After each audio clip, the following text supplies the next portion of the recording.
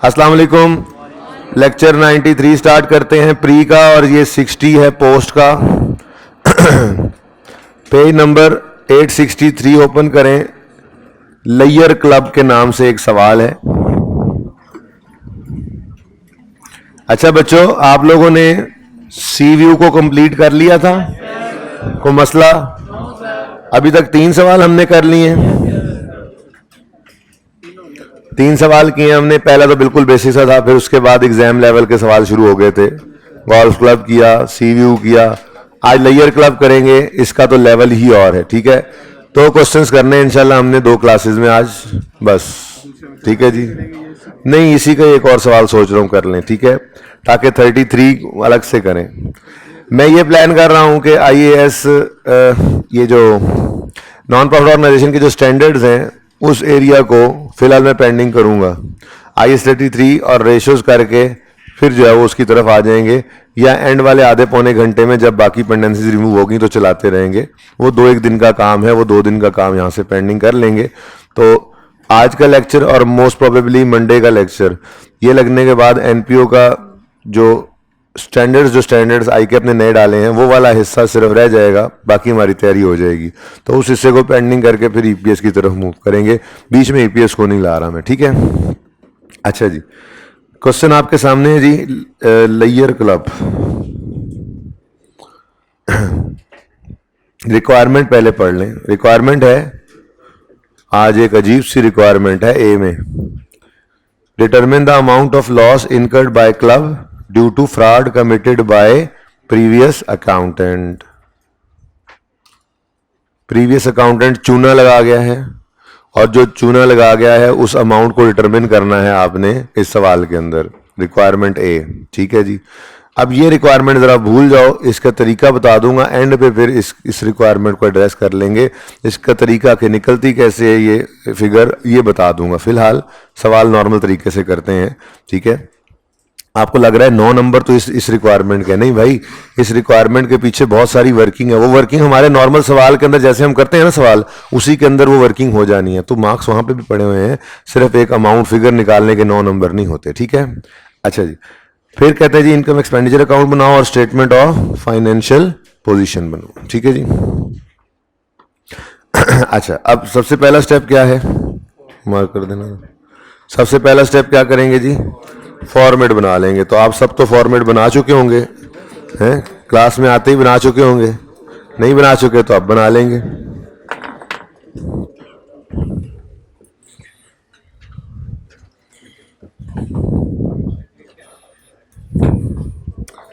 जी, layer club, यहां पे तो बोर्ड ही नहीं है आज।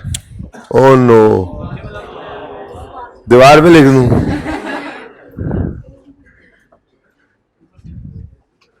लेयर क्लब इनकम एंड, ये नाम शाम तो छोटा लिख सकता हूं ना, बाकी फिर income and expenditure account for the year ended,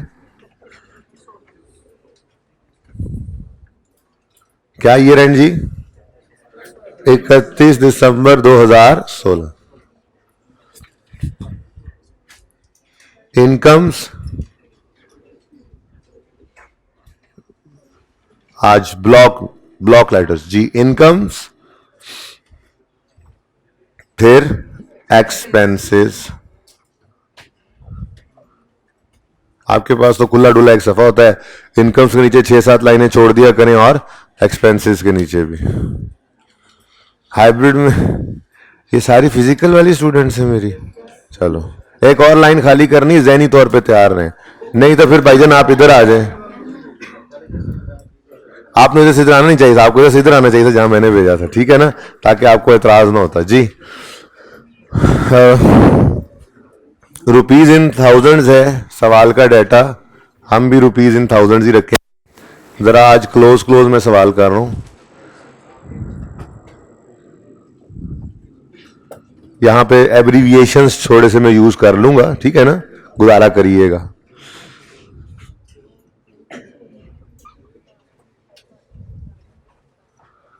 उसके बाद बातें ना करो यार, पहले बड़ा रश है, जगह मुझे चाहिए यहाँ पे। बातें ना करो, ठीक है ना, मैं बता रहा हूँ, बोले कोई ना मैं इस तरफ मुंह करूँ तो बोले कोई ना। अच्छा जी, उसके बाद यहाँ पे आपको पता है मैंने डंडी मारनी होती है क्योंकि बैलेंस शीट जरा ज्यादा जगह से आ रही होती है बोर्ड के ऊपर, तो लैयर क्लब लिख लेना, ठीक है। बैलेंस शीट अगले लाइन में अलग से लिखना और फिर उससे आगे एज ऑन लिखना, ठीक है ना, ऐसे नहीं डंडी मारनी आपने। ये balance sheet as on 31 December 16।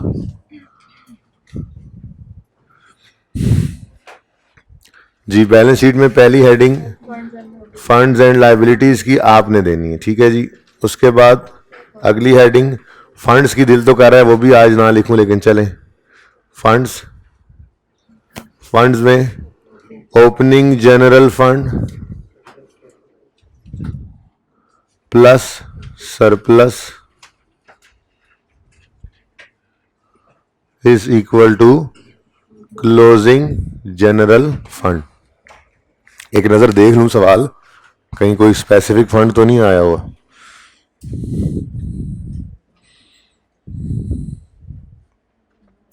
वाह वाह वाह, बड़ी चीजें आज इस सवाल में सीखने वाली।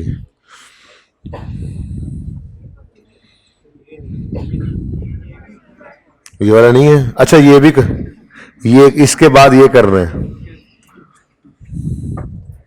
वैसे इसके बाद ये करने, दोनों सवाल करने हैं और वो उससे ज्यादा इंपॉर्टेंट है, उसमें लाइफ मेंबरशिप भी है, वो देख रहा था मैं। Okay anyways, club as stock shop, opening fix asset, opening balances, closing petty cash, ये कैश नहीं जी, कोई स्पेसिफिक फंड नहीं है। चलें, आप तो सवाल दो दफा पढ़ के शुरू करेंगे ना पर्चे में। उसके बाद जी लाया बिल्ली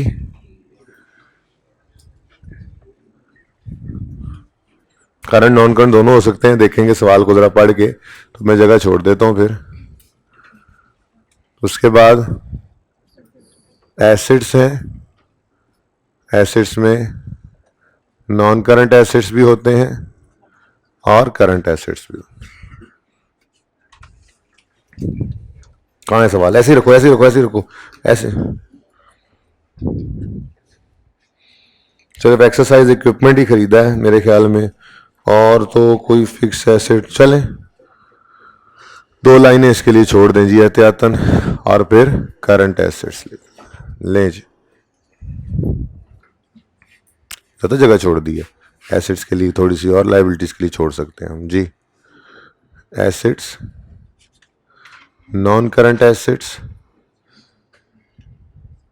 भाई बोल रहे हैं ना बच्चे, बोल रहे हैं, पता है आपको फिर मैंने क्या कहा है आपको भी।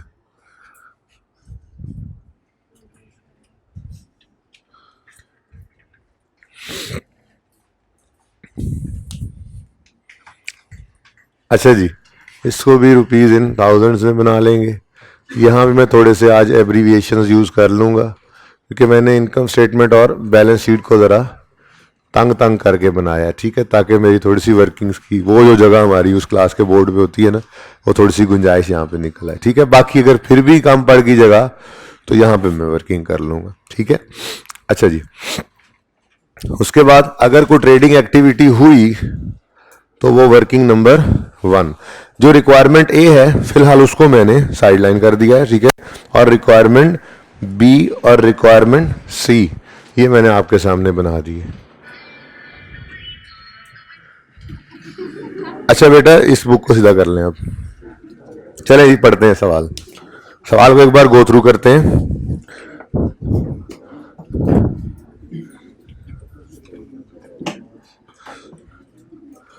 अच्छा जी सुने, बस बस बस चुप करें प्लीज बेटा, चुप करें आप। The accountant of layer club was terminated on account of इल्जाम ऑफ फ्रॉड ऑन 31 दिसंबर 2016। पहली रो में एक स्टूडेंट को बिठा लें। हाँ उधर ही होना है सवाल, कुछ नहीं होता, कुछ नहीं होना। अभी मैं इंशाल्लाह अगली ब्रेक में एक रो और खाली कराता हूं। तुम लोग इधर बैठे ना करो, इधर बैठा करो। वैसे भी तुम लोगों को अंदाजा होना चाहिए था, हर क्लास के अंदर यहाँ पे, आप कौन सी क्लास में, सुबह वाली में शाम वाली में? तो हाँ चलो कोई बात नहीं, अब देखो इधर, अब तो जो होना से हो गया, अब देख लेते हैं। अब बस दुआ करो कि बस यही स्टूडेंट्स रहे। अच्छा जी, सुन ले, अकाउंटेंट को टर्मिनेट कर दिया है, उस पे इल्जाम है फ्रॉड का, चार्जेस हैं फ्रॉड के, ठीक है। 31 नवंबर 16 पे हमने उसको टर्मिनेट किया, इसी दिन हमने ये इनकम एक्सपेंडिचर बैलेंस शीट वगैरह बनानी है, ठीक है जी। Mister Imad has been appointed in his place. Imad has gathered following information in respect of year ended 31 November 2016। Point number 1 में सब्सक्रिप्शन, मेंबरशिप और मेंबर्स की डिटेल, यानी कि सब्सक्रिप्शन और मेंबरशिप से रिलेटेड एडजस्टमेंट है वो, जिसके ऊपर कल भी हमने टाइम लगाया था, थोड़ी सी चेंज करके आज ये एडजस्टमेंट इसके अंदर है। इंशाल्लाह आप ही करेंगे पहले 30-35 सेकंड, चलो 1 मिनट दे दूंगा, सोचेंगे उसको, दिमाग में कर लेंगे, फिर जब मैं करूंगा तो आपको थोड़ी तसल्ली होगी कि हाँ जी हम भी यही सोच रहे थे, या फिर टेंशन होगी नहीं हम तो ये नहीं सोच रहे थे, ठीक है। उसके बाद पॉइंट 2 में आज रिसीट पेमेंट नहीं है, आज उसने समरी ऑफ बैंक अकाउंट दी है, समरी ऑफ, यानी ये सिर्फ बैंक अकाउंट आज उसने दे दिया है, इसमें कैश नहीं है। अगर सवाल के अंदर कैश की कोई रिसीट्स या पेमेंट्स आ गई तो कैश का अकाउंट हमें अलग बनाना पड़ेगा, कैश का अकाउंट हमें अलग बनाना पड़ेगा, ठीक है, ओके। उसके बाद amounts paid from petty cash were as for, हाँ पेमेंट्स आ गई हैं कैश की, पेटी कैश छोटा मोटा कैश, ठीक है जी। तो कैश की पेमेंट्स आ रही हैं तो कैश का लेजर बनेगा, और ये payments salary expense debit bank credit नहीं होंगी, ये payment salary expense debit cash credit होंगी, ठीक है। फिर क्लब हैज अ टक शॉप, ट्रेडिंग एक्टिविटी कर रहे हैं, ठीक है जी।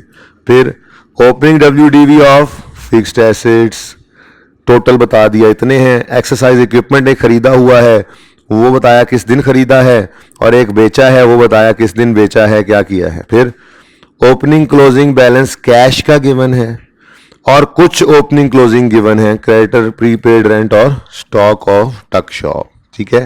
तो ये सवाल है हमारा।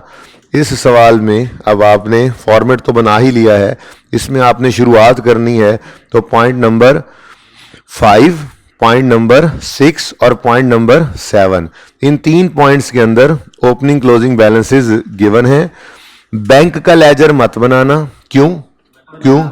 बैंक का लेजर इस शक्ल में बना हुआ है कि ओपनिंग डेबिट क्रेडिट और क्लोजिंग नजर आ रहे हैं, ठीक है। तो जल्दी से इन तीनों लेजर्स, इन तीनों पॉइंट से लेजर्स ओपन करें, जल्दी से, जल्दी करें, जल्दी जल्दी जल्दी जल्दी। वो बड़ी हाइब्रिड क्लास है वैसे, मैं देख के आ रहा हूँ।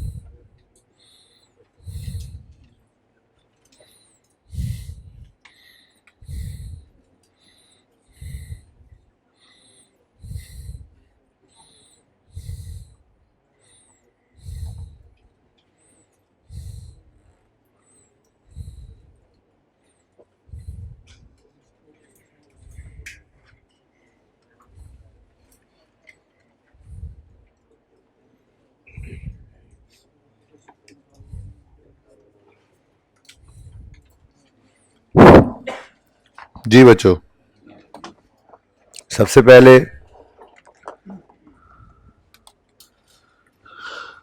फिक्स एसेट का अकाउंट बनाने से भी पहले क्लब की टक शॉप का रिकॉर्ड बना लेते हैं। वर्किंग नंबर 1 ट्रेडिंग एक्टिविटी है। आज टक शॉप बनाई हुई है हमने।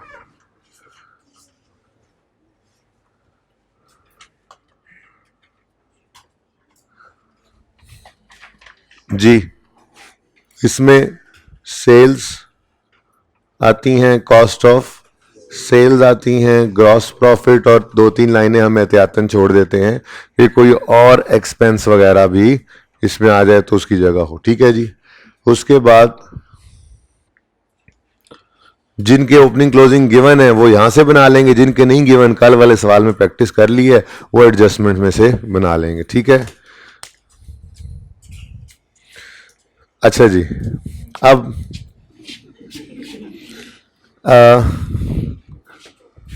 पॉज करें जरा आमिर भाई। अच्छा जी, तो उसके बाद तरतीब से चल पड़ते हैं। फिक्स एसेट्स का लेजर बना लेते हैं, कैश का, और ये 3 लेजर्स बना लेते हैं। ठीक है। तो फिक्स एसेट्स, बल्कि पहले ऐसा करते हैं अपने दोस्त लेजर बना लेते हैं सारे इकट्ठे। कौन कौन से? इन्वेंट्री, क्रेडिटर और अच्छा डेटर का तो है नहीं फिलहाल, ये इसके साथ साथ रहे ना जरा ताकि। और नंबर 4 पे हम बना लेते हैं फिक्स्ड एसेट का। चलो जी, तरतीब से शुरू हो जाते हैं जी। पॉइंट नंबर 7 पहले कर रहा हूं जी।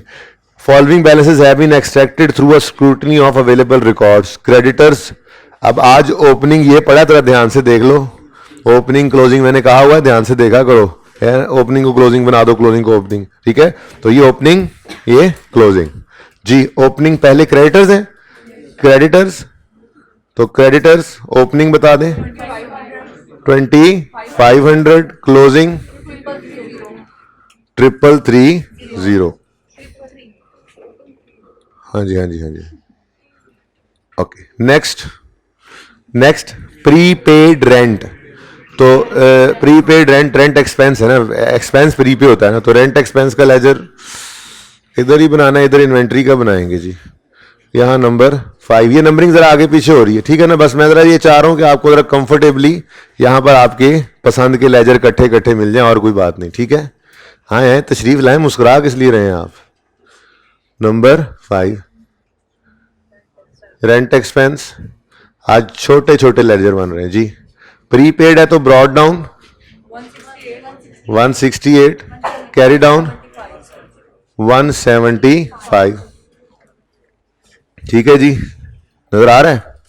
ओके, नेक्स्ट स्टॉक ऑफ टक शॉप। तो यहां पे स्टॉक का अकाउंट बना लो।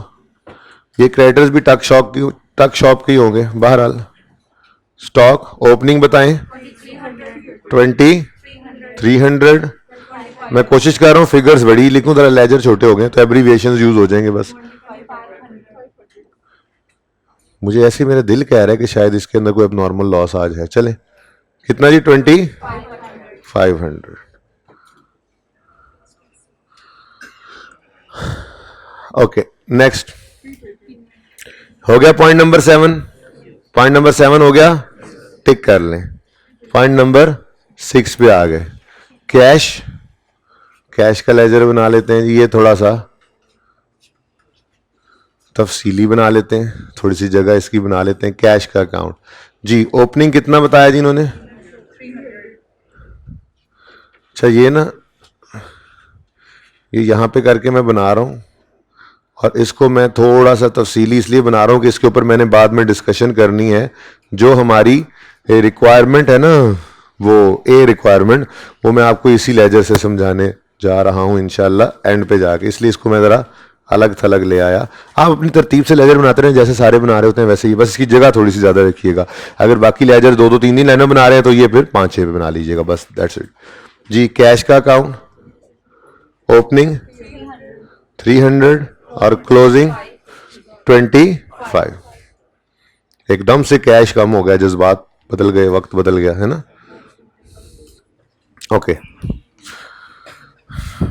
नेक्स्ट है fixed assets. Fixed assets book value बता रहा है वो, आई थिंक बता सिर्फ ओपनिंग रहा है, कोई बात नहीं, कल हमने देखा था, ओपनिंग देगा तो क्लोजिंग हम निकाल लेंगे, कोई मसला नहीं, ठीक है। तो वर्किंग नंबर 7 फिक्स्ड एसेट्स ये बना हुआ है, फिक्स्ड एसेट्स बुक वैल्यू जी, ओपनिंग बुक वैल्यू 28,000, ये 28,000 लिखा है एंड वालों, नजर आ रहा है 28,000 एंड वालों, ये दरवाजे के सामने ली रो 28,000 नजर आ रहा है, ओके। क्लोजिंग है जी, वो बट देखेंगे ना, एडजस्टमेंट पड़ेंगे, तो फिलहाल तो ओपनिंग क्लोजिंग्स लिख लें, और कोई ओपनिंग क्लोजिंग तो नहीं है मेरे ख्याल से, ऐसे ही है। पॉइंट नंबर 7 कंप्लीट टिक हो गया, पॉइंट 6 कंप्लीट टिक हो गया, और पॉइंट 5 में मैंने अभी फिलहाल सिर्फ ओपनिंग लिखा है।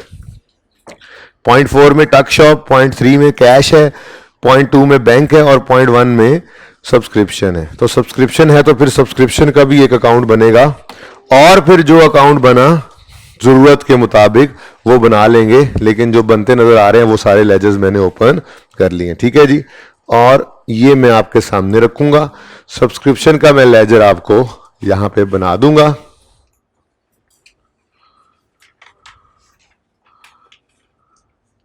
और आपको मैं थोड़ा सा टाइम भी दे दूंगा। वो टाइम किस लिए होगा, ताकि आप सोचें और सब्सक्रिप्शन इनकम का लेजर शायद बना लें, ठीक है। तो आपका वक्त शुरू होता है अब। आप पॉइंट नंबर 1 पढ़ें, आपके सामने बैंक है, और आप कुछ हिसाब किताब लगाएं, कुछ जुगाड़ शुगाड़ लगाएं। नहीं, आप मुझे पानी का बंदोबस्त कर दें, यहाँ पानी नहीं पड़ा हुआ, पड़ा है जी, पड़ा हुआ है, रहने दें, हो गया बंदोबस्त एकदम से। इधर ही रखें आमिर भाई, ये एडजस्टमेंट बच्चे पढ़ रहे हैं।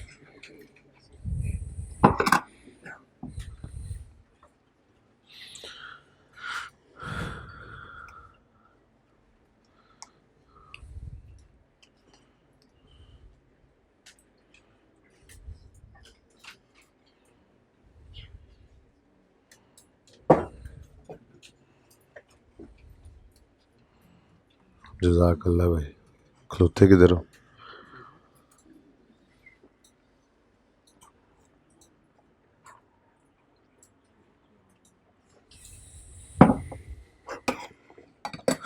जी क्या समझ में आया?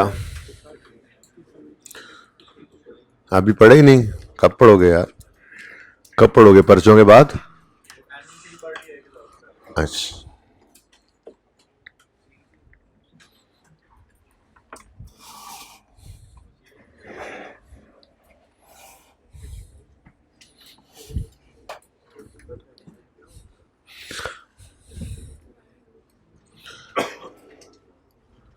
कुछ सोच तो लिया ही होगा कम से कम।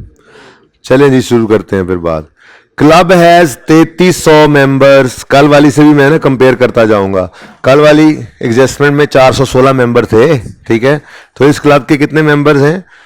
बस फर्क यह है कि वो क्लब इसी साल, पहला साल था उसका स्टार्ट हो रहा था, और ये क्लब चला आ रहा है, ठीक है, क्योंकि ओपनिंग बैलेंसेस मौजूद हैं, पता नहीं कब से आ रहा है।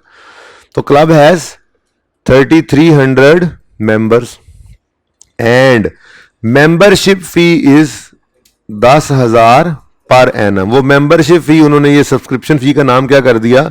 Membership fee. कोई फर्क नहीं पड़ता भाई, एनुअल कह रहा है ना, उससे परेशान नहीं होना, ठीक है। मेंबरशिप फी मतलब सब्सक्रिप्शन की बात, ये सब्सक्रिप्शन ही मेंबरशिप फी है, क्योंकि पर एनम हर साल मेंबरशिप नहीं दी जाती। तो वो बस बेसिकली ये कह रहे हैं कि मेंबर रहने के लिए हर साल ये सब्सक्रिप्शन लेते हैं 10,000 रुपये, ठीक है ना।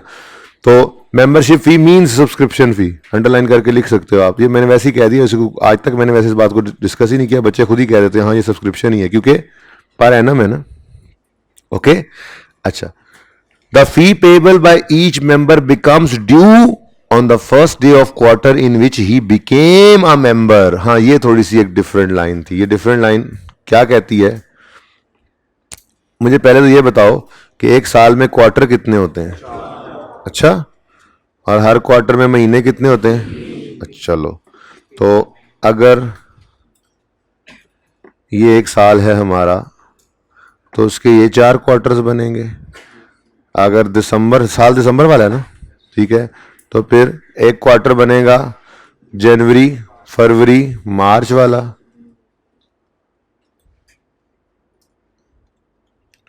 दूसरा क्वार्टर अप्रैल मई जून, तीसरा क्वार्टर जुलाई अगस्त सितंबर, चौथा क्वार्टर अक्टूबर नवंबर और दिसंबर। ठीक है, एक ये क्वार्टर, फिर दूसरा क्वार्टर, तीसरा क्वार्टर और चौथा क्वार्टर। अब वो इस अंग्रेजी की लाइन पता क्या कह रहा है, ये देखो, वो कहता है जी क्वार्टर, ये देखो, the fee received in each quarter was as follows. First quarter में 9900 रुपये रिसीव हुए, सेकंड में 8250, थर्ड में 5500 और फोर्थ में 9350। लेकिन इससे पहले जरा इस लाइन को समझें, ये कहता है the fee payable by each member becomes due on the first day of quarter in which he became a member। इसका मतलब ये है कि अगर कोई बंदा हमारे पास आया और वो आया 1 जनवरी को, तो हमने क्या कहा, तुम्हारी फी पेएबल है 1 जनवरी से ऑनवर्ड्स। अगर कोई मिसाल के तौर पे 1 फरवरी को भी आ गया, तो हमने उसे क्या कहा, भाईजान आप 1 जनवरी से आपका क्वार्टर शुरू होगा। वो क्या कहे, भाईजान मैं तो फरवरी में आ रहा हूँ 1 महीना, तो यार फिर ठीक है आप मार्च में आ जाना, ये 1 अप्रैल को आ जाना, ठीक है ना। अच्छा, कोई आ गया 1 मार्च को, आपने कहा भाई साहब आपका क्वार्टर जो है वो, यानी आपकी फी पेएबल होगी 1 जनवरी से, इस क्वार्टर के स्टार्ट में। ठीक है, वो कह रहा है भाईजान मैं 1 मार्च को आ रहा हूं, आप खुदा का खौफ करें, 2 महीने सर्विसेज नहीं दी और पैसे 1 जनवरी से ले रहे हैं, तो आप क्या कहो, आप क्या कहते हो, ये इस क्लब का रूल है ना, क्या कहते हो, ठीक है फिर आप 1 अप्रैल को आ जाना भाई, अभी चले जाओ। इवन कोई बंदा 31 मार्च को भी आ जाए, ये इधर 31 मार्च को भी आ जाए, तो भी आप क्या कहोगे उसको, आपका क्वार्टर शुरू होता है 1 जनवरी से। ठीक है ना, ये उस लाइन का मतलब था। ठीक है, यानी कि कोई बंदा 31 मार्च या उससे पहले जिस दिन भी आएगा इस पहले 3 महीने के अरसे में, इस पहले क्वार्टर में, उसकी फी जो है, उसकी जो मेंबरशिप फी है वो इफेक्टिव 1 जनवरी से पेएबल होगी जिंदगी में पहली बार, बस। उसके बाद तो फिर उसका क्वार्टर ही वही बन जाएगा ना।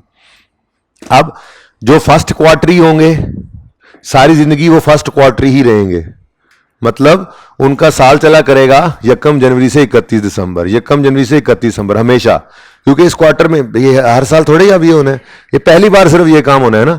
पहली बार जो बंदा आएगा वो चाहे 1 जनवरी को आए, चाहे 1 फरवरी को आए, चाहे 1 मार्च को आए, चाहे 30 मार्च को आए, उसको क्या कहेंगे, चल बेटा तेरा साल शुरू होगा 1 जनवरी से, और फिर आइंदा हमेशा के लिए इसका साल 1 जनवरी से 31 दिसंबर रहेगा। यही हाल अगले क्वार्टर में भी होना है।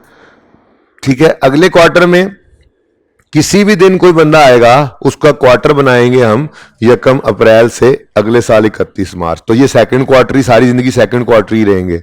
ये सेकंड क्वार्टर ही हर साल दूसरे क्वार्टर के पहले दिन अपने पैसे दिया करेंगे, अगर सालाना पहले एडवांस में देते हैं। ठीक है ना, सही है ना। और इनका साल चला करेगा 1 अप्रैल से 31 मार्च। इसी तरह से ये तीसरे क्वार्टर वाले हैं, इनका साल चला करेगा 1 जुलाई से 30 जून। चौथे क्वार्टर वाले हैं, इनका चला करेगा 1 अक्टूबर से 30 सितंबर। कुछ थोड़ा सा समझ आया उस लाइन का मतलब। तो जो जिंदगी में एक बार मेंबर बना किसी क्वार्टर में, उसका वो पहला दिन क्वार्टर स्टार्ट बन गया, और उसके बाद फिर जाहिर सी बात है उसका साल वही रहेगा हमेशा के लिए। तो ये थोड़ी सी लाइन इसने लिखी थी यहाँ पे। तो club has 3300 member and subscription fee is 10,000 per annum. The fee payable by each member becomes due on the first day of quarter in which he became a member.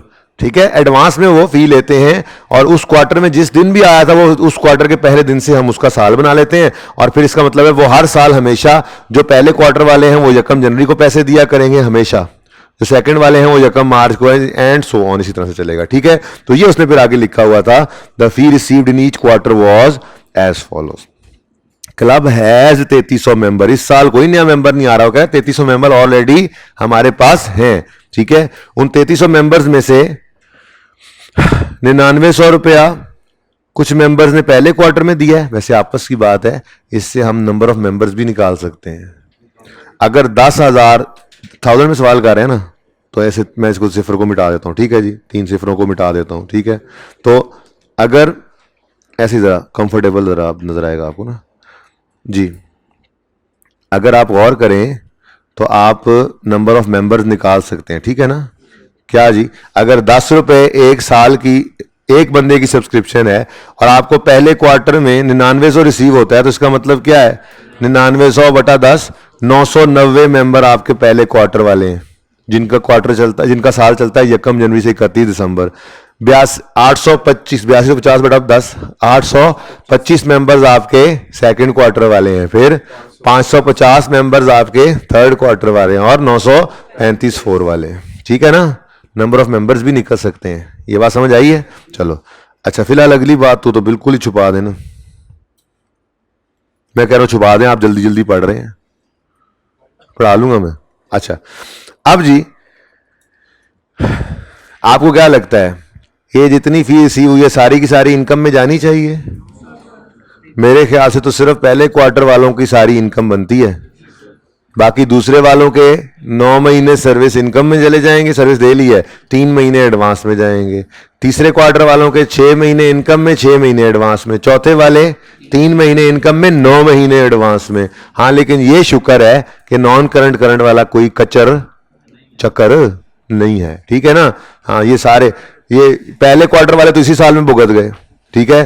Second quarter वाले जो हैं वो अगले साल के 3 महीने बस आएंगे, दूसरे वाले अगले साल के 6 महीने आएंगे, तीसरे साल अगले साल के 9 महीने, ये वाले अगले साल के 9 महीने तक ये भी भुगत जाएंगे। यानी ये सारे के सारे जो पैसे हैं अगले 1 साल के अंदर इनकम में ट्रांसफर हो जाएंगे। कोई नहीं, उन्होंने 2-3 साल का एडवांस नहीं लिया, बस 1 साल का ही एडवांस लेते हैं, ठीक है।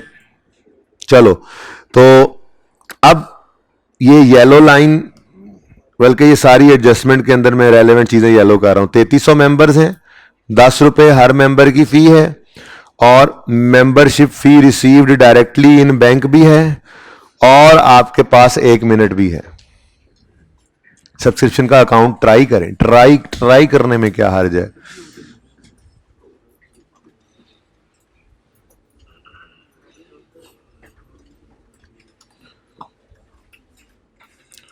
टोटल मेंबर्स वैसे कितने हैं? 3300 मेंबर्स हैं आपके टोटल।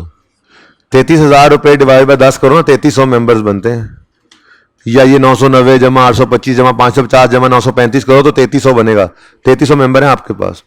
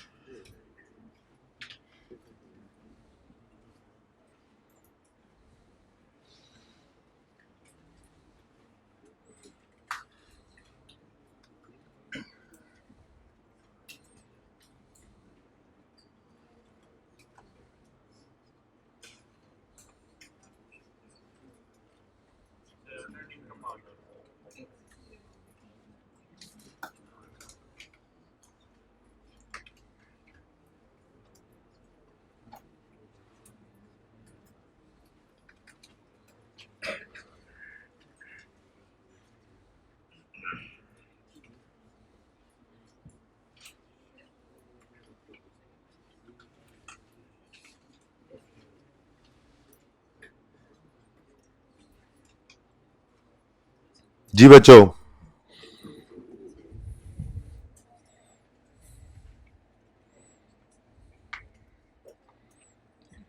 और तो कहीं पे सब्सक्रिप्शन के बारे में कोई बात नहीं ना लिखी हुई, बस यही है ना, ही पहली एडजस्टमेंट ही है। चलें, हाँ जी, अगर 3300 मेंबर्स हैं और हर एक ने 10-10 रुपए देने हैं तो 33,000 रुपए रिसीव होंगे।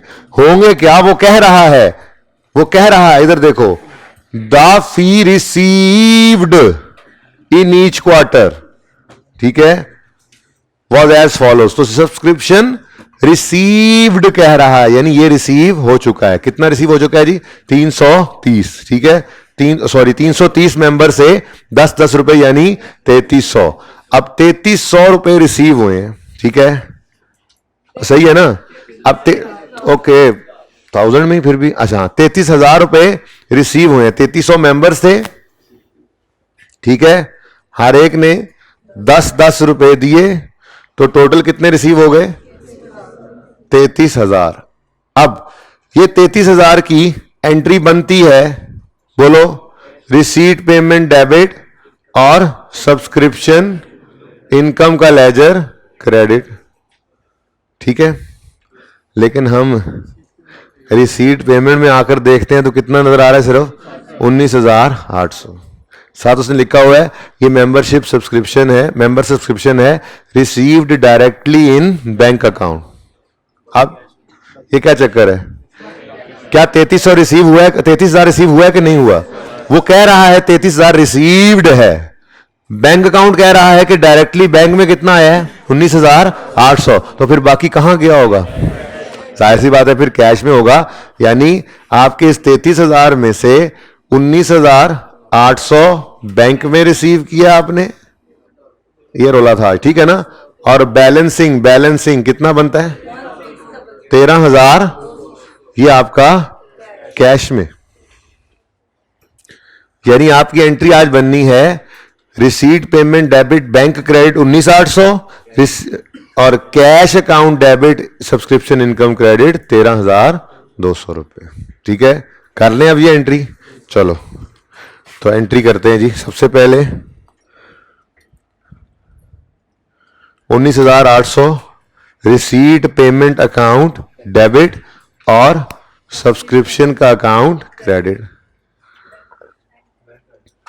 सॉरी, हाँ आज बैंक आएगा जी। बैंक कितना जी? 19,000। तो bank account debit, subscription income का अकाउंट क्रेडिट, ठीक है। नेक्स्ट इस 13,200 की एंट्री भी करवाओ। 13,200 की एंट्री हो रही है।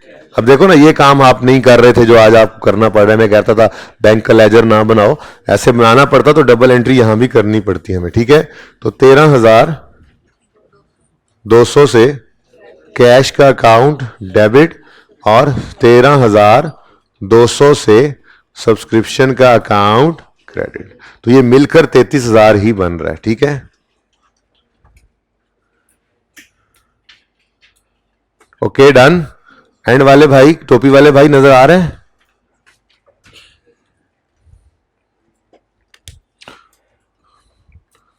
इससे पीछे ना ही बैठो, हाइब्रिड में चले जाओ अगर मसला है।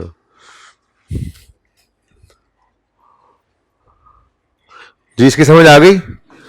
अब अगला मसला पैदा होता है। पॉइंट 1 तो क्लियर हो गया, पॉइंट 1 तो गया, रिसीट पेमेंट, ये बैंक अकाउंट में से 19,800 भी गया।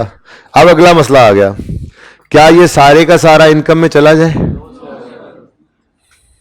ये सारा इनकम में नहीं जा सकता, बल्कि इधर देखो, ये इनका तो सारा इनकम में चला जाएगा।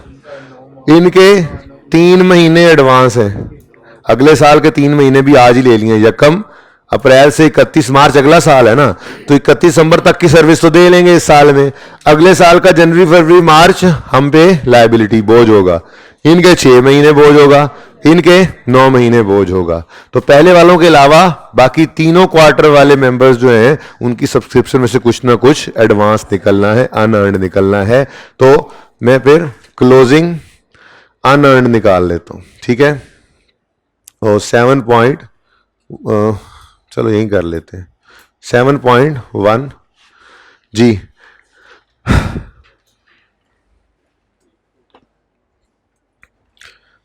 990 मेंबर्स इंटू 10, 9900 लिखा हुआ है, तो वही लिख लेते हैं, दोबारा करने की क्या जरूरत है। वैसे तो चलो एक चीज है एडिशनल में कर रहा हूं जरा, ठीक है, जरा एडिशनल कर रहा हूं थोड़ी देर के लिए, फिर मैं आपको बता दूंगा कि आपने क्या वो नहीं करना है, ठीक है ना। तो वैसे 990 इंटू 10 आपको करने की जरूरत नहीं है, क्योंकि 9900 ऑलरेडी गिवन है, तो आपने ये लिखना था। मैंने क्यों लिखा थोड़ी देर बाद बताता हूं, ठीक है। अच्छा, ये जो है इन सब 990 मेंबर्स ने जो 10-10 रुपए दिए हैं, इसमें से कितना क्लोजिंग एडवांस बनाऊं? कोई भी नहीं, ये सारे का सारा इनकम में चला गया, ठीक है। आगे बढ़े, 825 मेंबर्स थे, हर एक ने 10-10 रुपए दिए, तो 8250। आपने 8250 लिखना है, ठीक है ना। मैं वैसे किसी वजह से लिख रहा हूं 825 इंटू 10, ये 8250 जो रिसीव हुआ हमें दूसरे क्वार्टर वालों से, ये यकम मार्च को रिसीव, यकम अप्रैल को रिसीव हुआ है। तो अप्रैल, मई, जून, जुलाई, अगस्त, सितंबर, अक्टूबर, नवंबर, दिसंबर, ये 9 महीनों की सर्विस इनको दे चुके होंगे इस साल के एंड पे, लेकिन अगले साल के 3 महीनों के पैसे भी हमने साथ ही लिए हुए हैं। तो 3 महीने क्लोजिंग डेट पर एडवांस, आगे बाद में आंसर बाद में। नेक्स्ट, नहीं समझ आई भाई? नहीं समझ, शक्ल क्यों ऐसे बनाई फिर तुमने? अच्छा, तंग हो रहा है, इधर मेरी सीट पे आ जाओ यार, थोड़ा साथ हो जाओ, ये बैग उठा लो, वो तंग हो रहा है, तुम बैग रख के बैठे हो। नेक्स्ट, 500 खुल गया आप थोड़े से? अच्छा जी, 550 मेंबर्स हर एक ने, तो 550 इंटू 10, इनके 6 महीने एडवांस है, ठीक है। और 935 मेंबर्स ने 10-10 दिया, तो 9350 आया ना। मैंने ये मेंबर्स निकाल के कहीं लिखे नहीं है, लिख दूं समझ आ रही है? आ रही समझ, चलो शुक्र है। तो 935 इंटू 10, ये 9350 लिखा हुआ है, ठीक है, इनके 9 महीने एडवांस में, ठीक है, तो सही है ना। तो आपने ये इस तरह से नहीं लिखना, आपने 9900 लिखना है, 825 8250 लिखना है, 5500 लिखना है, और 9350 जो लिखा हुआ है, जो रिसीव हुए हैं, ठीक है ना, इसकी अमाउंट डायरेक्ट। अच्छा जी, अब बताएं, नहीं इसका तो 0 है। नेक्स्ट, 206 2.5, फिर 2750 एग्जैक्ट है, फिर 701 2.5,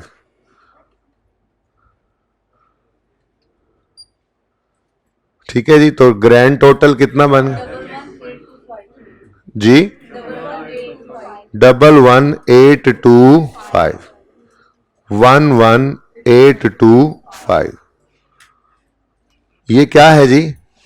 आज इनकम नहीं निकाली, आज हमने क्लोजिंग एडवांस निकाल दिया। अच्छा, इनकम भी निकल सकती थी, इनकम भी निकल सकती थी। आप कहते 9900 सारा इनकम है, 8250 के 9/12 इनकम में, 5500 के 6/12 इनकम में, और 9350 के 3, दोनों एक जैसे ही थे, फर्क कोई नहीं था। इसलिए मैंने क्लोजिंग एडवांस निकाले, जो पुरानी तरतीब हुआ करती थी, ओपनिंग लिखेंगे, कैश लिखेंगे, क्लोजिंग निकालेंगे, और बैलेंसिंग प्रॉफिट एंड लॉस में। तो वो मैंने ना वो वाली तरतीब अपना ली, क्लोजिंग निकाली, क्योंकि एक जैसा था। कल के सवाल में इनकम निकालना आसान था, इसलिए पहले वो निकाल लिया था, ठीक है।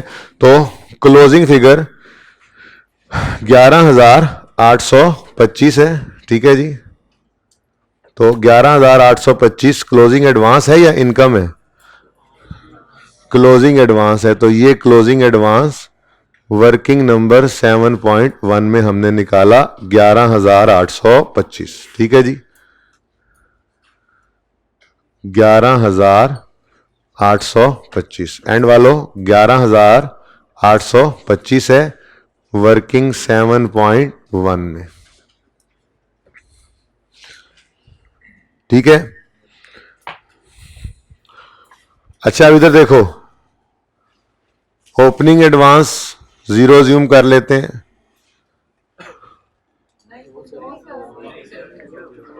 ऐसे कैसे 0 ज्यूम कर लेते हैं, ठीक है। आपको उसने कहा चला आ रहा है ये मेंबरशिप वाला मामला, और मेंबर्स बने थे हमारे, ये इतने मेंबर्स हैं 3300, ठीक है। और in the absence of any other information आप यही अज्यूम करेंगे कि ये मेंबर पिछले साल भी इतने ही थे। अब वो ब्लैक लाइन जो मैंने लगाई थी उसको मैं हटाता हूं, और वो क्या कह रहा है? वो कह रहा है last year fee was 9000 per annum, however number of members was same. वो कह रहा है मेंबर तो पिछले साल भी 3300 ही थे, लेकिन पिछले साल फीस क्या थी? 9000।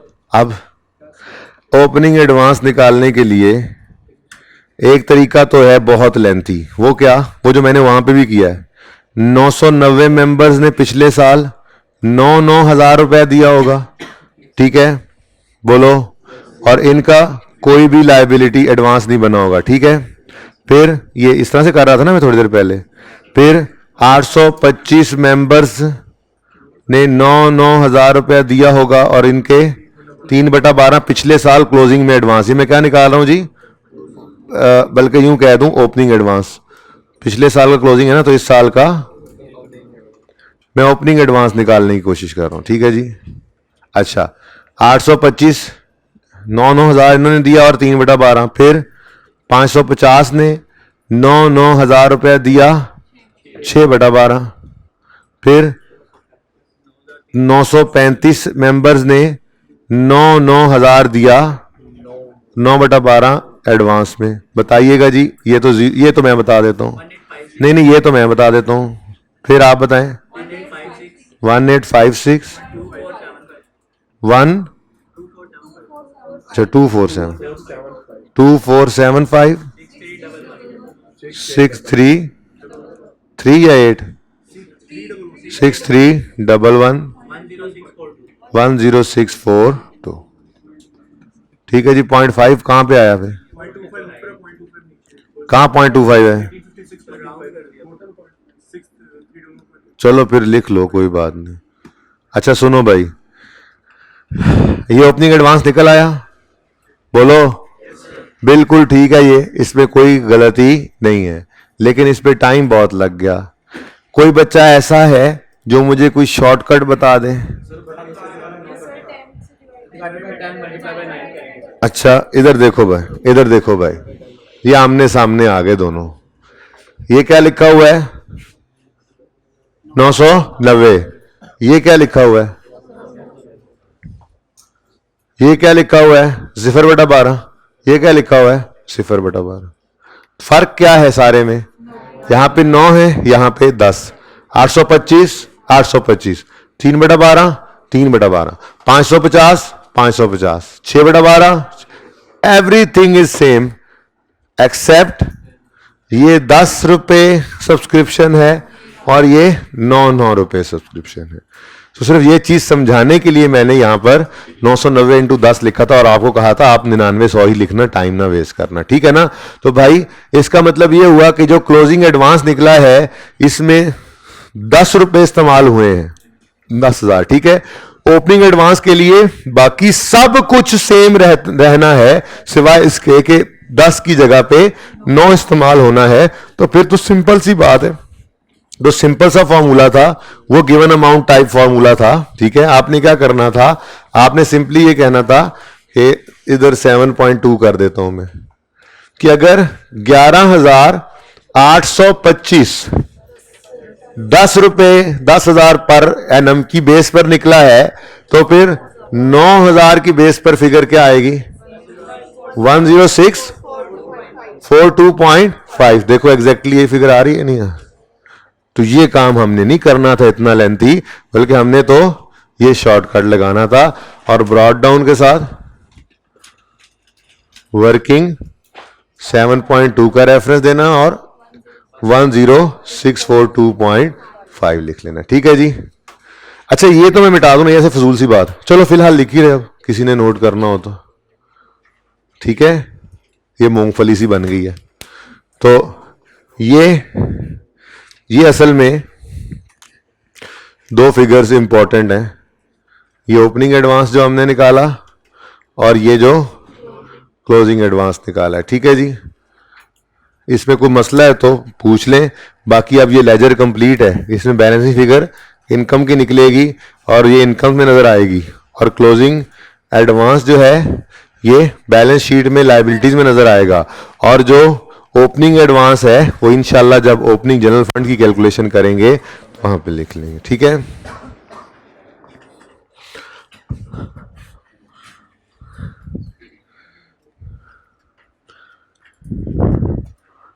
ठीक है ना। तो पर्चे में ये आपने नंबर ऑफ मेंबर्स करके नहीं लिखना था, आपने तो 9900 भी नहीं, ये लाइन ही नहीं लिखनी थी, बल्कि आप अब जब सवाल कर रहे होते पर्चे में तो आपने यूं लिखना था, इसमें से तो कुछ एडवांस निकलना नहीं है, ठीक है। यहाँ पे 825 इंटू 10 नहीं करना था, बल्कि सवाल में गिवन था 8250, तो 8250 3/12, 5500 6/12, 9350 9/12, ठीक है।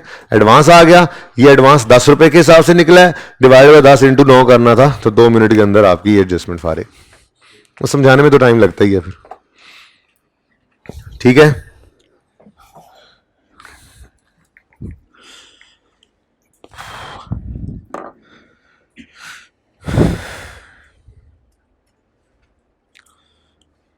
अब मैं तो कहता हूं भाई अलार्म बज रहा है इस बच्चे का जिसका मोबाइल लगा हुआ है चार्जिंग। किसका लगा हुआ है वैसे? फाल बाजार का। उठ जाओ।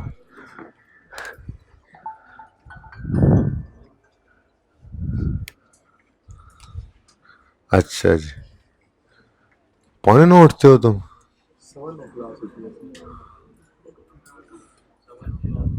अच्छा, कौन सी क्लास थी 7?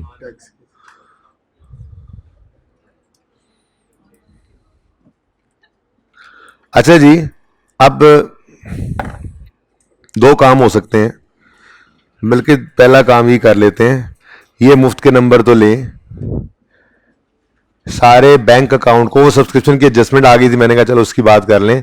सारे बैंक अकाउंट को रेलेवेंट जगहों पर पोस्ट कर देते हैं, डेबिट्स और क्रेडिट्स को। ठीक है, तो स्टार्ट करते हैं। सबसे पहले है 3700.5। इसकी क्या एंट्री होगी?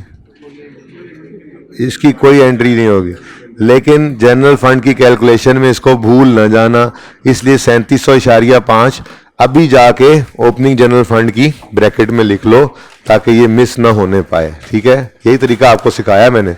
बाकी ये कंप्लीट आप नहीं करना है घर पे, मैंने नहीं करना, लेकिन ये तो लिख लेना 3700.5। हाँ, एडजस्टमेंट सिर्फ एंड पे सवाल बैलेंसिंग जो रह जाता है बस वही आपने करना होगा, बाकी तो कर लेंगे जी। Next, cash deposited into bank. ये क्या मुसीबत है? ये क्या एंट्री हुई है? कैश डिपॉजिट हुआ है बैंक में, यानी बैंक डेबिट कैश क्रेडिट। दराज में पैसे ज्यादा हो गए, निकाले बैंक में जमा करवा दिए, सिंपल। तो कितनी अमाउंट है जी? 37,848.5 बैंक डेबिट कैश क्रेडिट।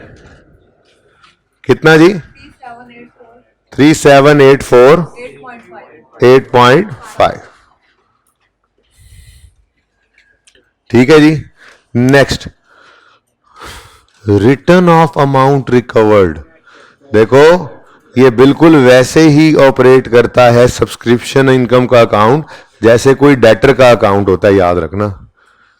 देखो ना, यहां पर अगर सब्सक्रिप्शन रिसीवेबल है, उसका मतलब क्या है? Receivable debtor, opening debtor, closing debtor, income, sale और कैश रिसीव्ड। तो वैसे ही लेजर होता है ना। तो बैड डेट रिटर्न ऑफ जब आएगा, जिस सवाल में आएगा, अभी अगले में आएगा, ठीक है, उसकी एंट्री वहां पर सिखाऊंगा, ऐसे ही करते हैं। तो ये रिकवर्ड अमाउंट भी उन्हीं रिटर्न ऑफ में से ही है। जब सब्सक्रिप्शन कोई बंदा दिए बगैर भाग जाता है सर्विसेज लेकर, 6 महीने एक्सरसाइज करता रहा आके हमारे जिम में, हर महीने गोलियां कराता रहा और 6 महीने बाद भाग गया, अब उसको कोई खैर खबर ही नहीं है, तो हम क्या करेंगे? वो सब्सक्रिप्शन रिसीवेबल तो है, लेकिन जब पक्का हो गया कि अब नहीं आने, तो राइट ऑफ ही करना है ना। ठीक है, तो रिटर्न ऑफ की एंट्री वही है, बैड रिटर्न ऑफ डेबिट। हाँ, डेटर की बजाय वो सब्सक्रिप्शन का अकाउंट क्रेडिट हो जाता है, क्योंकि ये डेटर ही तो होता है यहां पे, अगर सब्सक्रिप्शन रिसीवेबल पड़ी है ओपनिंग में। ठीक है ना, डेटर ही है, रिसीवेबल। ठीक है, अच्छा, बहरहाल राइट ऑफ अभी नहीं करवा रहा, अगले सवाल में करवाऊंगा, उस वक्त समझा भी दूंगा। अभी return of bad debt recover हो जाए तो इसकी क्या एंट्री सिखाई हुई है? कैश या बैंक डेबिट और डेटर क्रेडिट डबल हो जाता है, मैंने कहा था ये अदर इनकम में डाल दो, यहां पे तो इनकम्स ही है। ठीक है, तो ये इसकी एंट्री क्या होगी? रिटर्न ऑफ अमाउंट रिकवर्ड की एंट्री क्या होगी? बैंक डेबिट और bad debt recovery income credit. Incomes में आ जाओ, डायरेक्टली लिख दो बैंक डेबिट। अच्छा, सब्सक्रिप्शन का अकाउंट वैसे कंप्लीट हो गया था, चलो अब एंड भी बैड डेट रिकवरी इनकम लिखा है मैंने, जरा छोटा लिखा है। बैड डेट रिकवरी इनकम कितनी जी? 1860। ओके, बैड डेट एंड वालों, bad debt recovery income, bad debt recovery income है, और अदर इनकम भी। कल पहले सवाल में स्क्रैप सेल भी वही डाली थी। इनकम एक्सपेंडिचर अकाउंट है ना, सारी इनकम्स। स्क्रैप सेल वो डिवाइसेस की सेल। हाँ, सब्सक्रिप्शन इनकम भी इधर इनकम में जाना है, और यहां पे तो बैड रिकवरी इनकम भी इनकम में जाना है। यहां अदर इनकम का कॉन्सेप्ट ही कोई नहीं, यहां सारी इनकम्स है। पहले सवाल याद करो, लेगेसी भी वहीं पे, डोनेशन भी वहीं पे, डिवाइसेस की सेल भी वहीं पे, बैंक से इंटरेस्ट आ गया वो भी वहीं पे, सब्सक्रिप्शन भी वहीं पे है। ही इनकम्स का एक डिब्बा भाई, एक ही खाना है, सारी इनकम्स में वहीं जाना है, कौन सी मर्जी हो। जिंदगी आसान है यहां पे जी। नेक्स्ट है जी डिस्पोजल ऑफ फिक्स्ड। भाई डिस्पोजल का लेजर बना लेते हैं, कोई जगह शगह है? मेरे ख्याल में अब इसको मिटा दूं मैं, ठीक है? नहीं यार फिर इधर बना लेते हैं।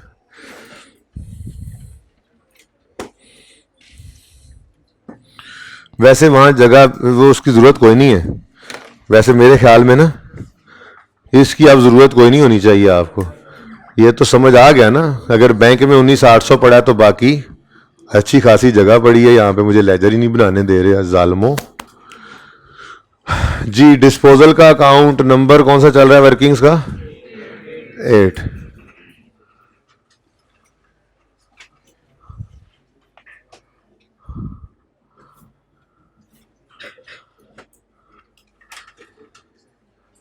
जी पैसे आ गए ना डिस्पोजल वाले पैसे, तो डिस्पोजल का अकाउंट ओपन करके उसी में फेंकेंगे जी। बैंक डेबिट 750 से बैंक डेबिट और डिस्पोजल का अकाउंट क्रेडिट। वैसे तो बुक वैल्यू बन रहा है, अकाउंट ओवर अकोमोडेशन कुछ भी नहीं आना, लेकिन चलो 750 ठीक है जी। ये 750 लिखा है, जरा तोड़ फोड़ का शिकार हो गया। नेक्स्ट आगे हो गया 19,800 तो हो गया, डेबिट साइड इज ओवर। वैसे एक नजर जरा एडजस्टमेंट पे दोबारा मार ही लेते हैं, ऐसे ही बाद में मसला ना हो जाए कोई। पॉइंट 2 में तो कैश पेमेंट्स हैं, अब 3 में, पॉइंट 4 में टक शॉप है, पॉइंट 5 में फिक्स एसेट और उनका डिस्पोजल है। ठीक है जी, कोई एडजस्टमेंट आ ही नहीं रही इंश्योरेंस की। आ भी रही होती तो बाद में काट के सही कर लेंगे यार, लेजर बना लेंगे। बहरहाल उसूल अभी भी वही है, जिनके लेजर्स होंगे उनको लेजर में फेंक देना, बाकियों को डायरेक्ट। तो इंश्योरेंस का लेजर है, प्रीपेड इंश्योरेंस नहीं थी, प्रीपेड वो क्या था? प्रीपेड रेंट था। चलो अच्छी बात है, चलो पता लग गया ऐसे, ठीक है ना? प्रीपेड इंश्योरेंस नहीं। अच्छा इंश्योरेंस एक्सपेंस है, तो इंश्योरेंस एक्सपेंस डेबिट कितने से? 1751 बस 175 insurance expense debit bank credit. नहीं bank insurance expense debit bank credit. Next rent and rates. अच्छा अब रेंट एंड रेट्स हैं और यहां पे रेंट का अकाउंट है, क्या करें? इसी में ही बैंक देंगे भाई साहब, इसी में बैंक देंगे। क्या इसको अलग रखें उसको अलग रखें? वो भी खाली रह जाएगा, ये भी खाली रह जाएगा। और रेंट एंड रेट्स है तो रेंट का आ रहा है ना लेजर, उसमें फेंक दो, ठीक है? तो रेंट एंड रेट्स जो रेंट अकाउंट के अंदर डेबिट करो और बैंक को क्रेडिट कितने से? 4200। नेक्स्ट यूटिलिटीज का कोई लेजर आ रहा है? नहीं आ रहा। अगर लेजर नहीं आ रहा तो फिर ये क्रेडिट कर लिया, 4200 कर लिया, 4365। तो नहीं कोई बात नहीं यार, वर्किंग है हमारी, वहां से रेंट रेट्स वहां पे लिखते हुए पूरा नाम लिख लेना, सवाल में लिखा हुआ है, ठीक है? अच्छा क्या था ये? यूटिलिटीज है, डायरेक्ट ले जाए यूटिलिटीज को, लेजर तो है कोई नहीं। तो जिनके लेजर बनेंगे बेटा उन्हीं के ही बनेंगे, इंफॉर्मेशन ना हो फिर भी लेजर ना बने हो सकता है। मैं ऐसे कैसे उसूल बना दूं? ये कोई उसूल नहीं है बनाने वाला, सिंपल लेजर। मिसाल के तौर पर यूटिलिटीज की कोई एडजस्टमेंट आ जाती है, लेजर बनाना पड़ता है, तो यार यहां से काट देना और फिर लेजर में लिख लेना, मसला क्या है? कोई मसला नहीं। फिलहाल लेजर ये बने हुए हैं ना, इनमें यूटिलिटीज नहीं है, मैंने डायरेक्ट लिख दिया, बाद में कोई निकल आया यहां से काटो लेजर बना लो, क्या मसला है? ठीक है, जिंदगी को सिंपल रखें आप लोग जी। बैड डेट रिकवरी इनकम हुन जागे हो तुसी? यार दवाई दे दो इसको। Bad debt recovery income 1860। अच्छा जी, यूटिलिटीज बोले, यूटिलिटीज 4365 से यूटिलिटीज एक्सपेंस डेबिट और bank credit. Next free hold land purchase. Land को अलग रखें या फिक्स एसेट के लेजर में फेंक दें? मेरा मशवरा तो है फिक्स एसेट के लेजर में फेंक दो। डेप्रिसिएशन करते हुए जरा ध्यान कर लेना, क्या ख्याल है? डेप्रिसिएशन करते हुए इसको, अच्छा वैसे कहीं गड़बड़ी ना कर दो हैं, अच्छा वैसे आपस की बात है, ये फिक्स्ड एसेट्स में लैंड को वैसे आना चाहिए, लिख दोगे तो ज्यादा बेहतर है, लेकिन अगर अलग लिखोगे तो जरा टेंशन से बच जाओगे। चलो लैंड फेंक दो, क्या क्या, अच्छा कितने जो कहते हैं फिक्स एसेट के अंदर ही फेंक दे, एक ही अकाउंट बने, अच्छा कितने कहते हैं अलग लिखें? ये तो बिल्कुल ही बराबर आप लोग का सुलह कर, सुने सुने, कितने बच्चे कहते हैं फिक्स एसेट के अकाउंट में ही फेंक दें? हाइब्रिड वाले भी हाथ खड़ा करें ना, उनका भी वोट होता है। हाँ अब हुई ना, अब इनके पास आई हाइब्रिड की वजह से जी। कितने बच्चे कहते हैं कि अलग रखें? एक एक हाथ खड़ा करें, बेईमानी ना करें। अच्छा चले अलग रख लेते हैं, ज्यादा बच्चे अलग वाले।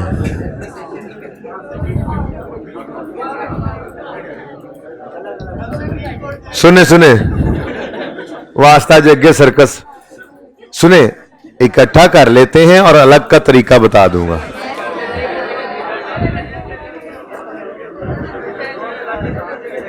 कितना है जी?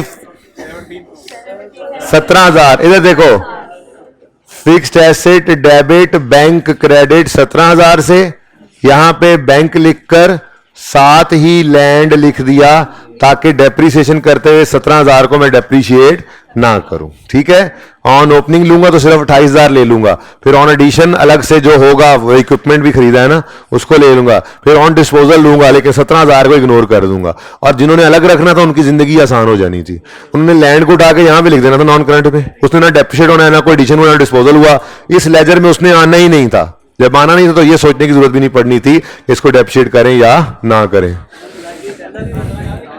ठीक है। चलें, तो अब हमने इकट्ठा कर दिया, अलग वालों का बता दिया बेटा, वो घर पे कर सकते हैं आप खुद, ठीक है ना, फजूल बात ना किया करो, दोनों को बता दिया, ओके। अच्छा जी नेक्स्ट, तू नहीं उठना,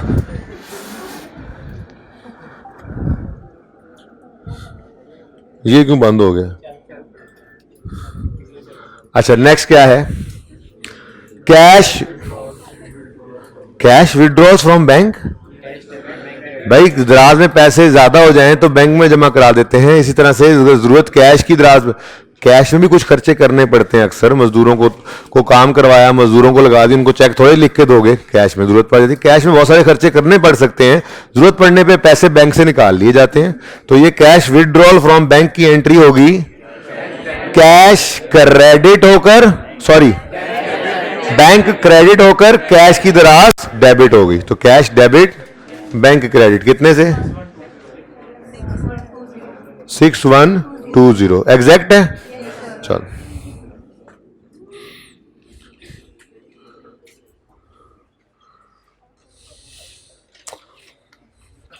नेक्स्ट, पेमेंट टू क्रेडिटर्स, बड़ी बात है, आज तो पेमेंट टू क्रेडिटर्स ही बोल दिया उसने, हुई नहीं, हम तो पक्के हैं, परचेज भी करे तो हमने यही कहना होता है, आखिर उसने थक हार के कहा ले पेमेंट टू क्रेडिटर्स ही ले, ठीक है। अच्छा तो पेमेंट टू क्रेडिटर्स कितनी है जी? 18,155, तो creditor debit bank credit 18,155। Next, repair and maintenance, कोई लेजर नहीं है तो फिर डायरेक्ट बैंक को इसको repair maintenance expense debit bank credit.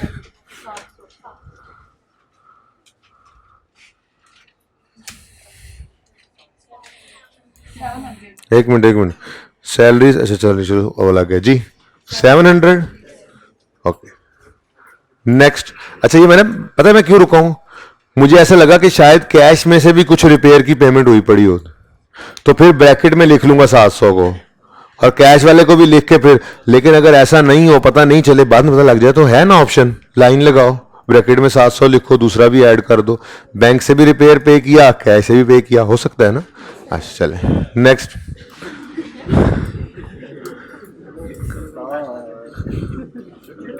तुम उधर बैठे हो, मैं तुम्हें ढूंढ रहा था यार।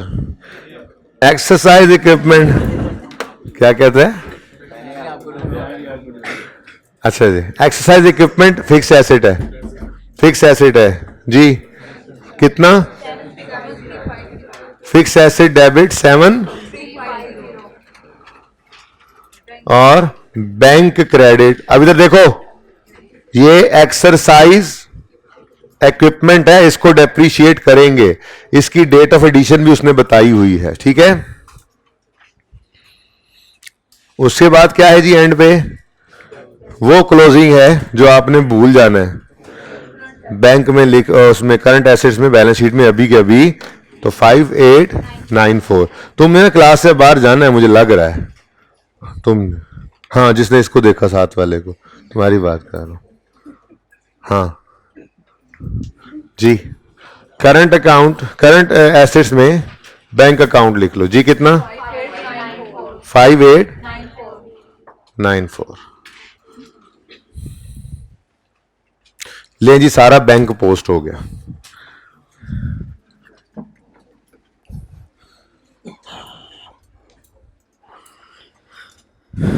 पॉइंट 3, सैलरीज का शुक्र है कोई लेजर नहीं है।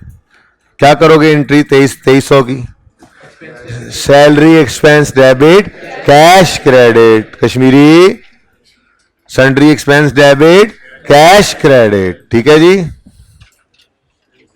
जी, salaries expense debit 2300, salaries expense debit, इधर देखो अब ये डबल एंट्री पूरी करनी पड़ेगी, सैलरीज एक्सपेंस डेबिट कैश का अकाउंट क्रेडिट, कितना जी 2300। और छोटे मोटे expenses debit cash credit, ledger नहीं है direct,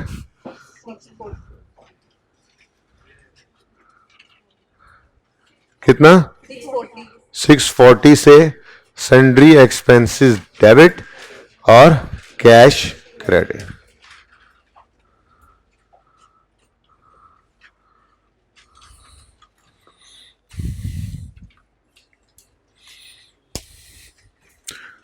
point 1, point 2, point 3 is over. रह क्या गया, बस पॉइंट 4 और पॉइंट 5। बस पहले पॉइंट 5 करो, 1 मिनट लगाना, शाबाश। आइए 16 की हुई मेहनतें, शाबाश शाबाश, हिम्मत करो।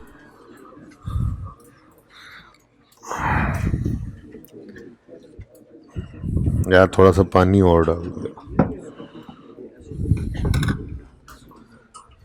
गड़बड़ चल रही है।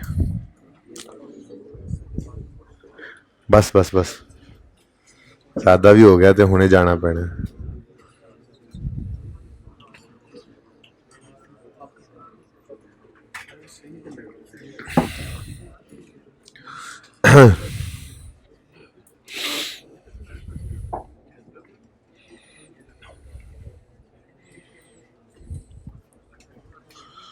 अच्छा जी,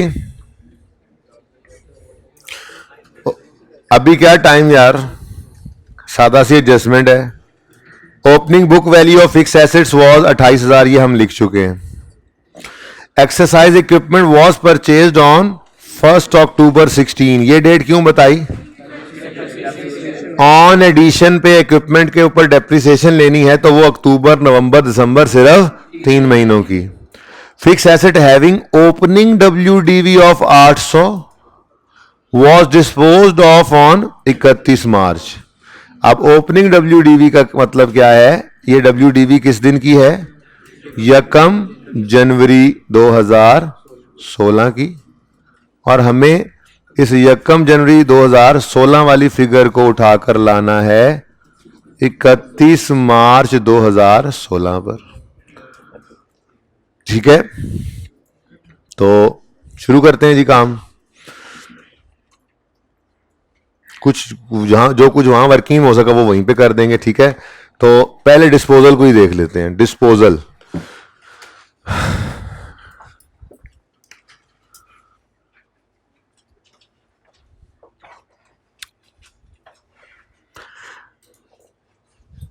एसेट अकाउंट में से डिस्पोजल की कॉस्ट माइनस होगी या बुक वैल्यू?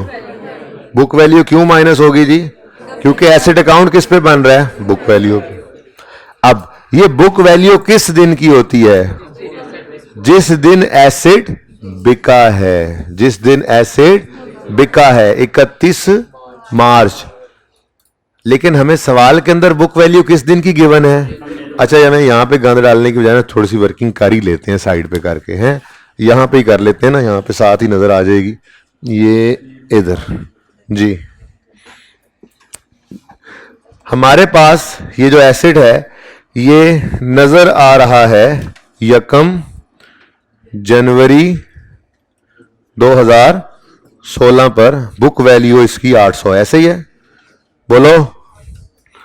लेकिन 1 जनवरी 16 वाली बुक वैल्यू तो ओपनिंग बुक वैल्यू है ना इस ओपनिंग बुक वैल्यू को हम डिस्पोजल अकाउंट में से माइनस नहीं कर सकते, बल्कि हमें इसको लाना। यार आ जा यार, ऐसे ना कर यार, पता नहीं कहां भाग गया। देखो पेज नंबर कौन सा है? ये अच्छा जी। तो मैं ये कह रहा था कि इस 800 को हमें लेकर आना पड़ेगा 31 मार्च 16, यही है ना डेट ऑफ सेल, 31 मार्च 16, ये देखो ठीक है। और मेथड है 20%, तो शुक्र है रिड्यूसिंग बैलेंस है, क्योंकि हमें रिड्यूसिंग बैलेंस मेथड में ओपनिंग बुक वैल्यू पर ही रेट ऑफ डेप्रिसिएशन लगाना होता है। अगर खुदा ना खास्ता स्ट्रेट लाइन होता तो इस 800 पे तो रेट ऑफ डेप्रिसिएशन ही नहीं लग सकना था। अभी शुक्र करो भाई। तो डेप्रिसिएशन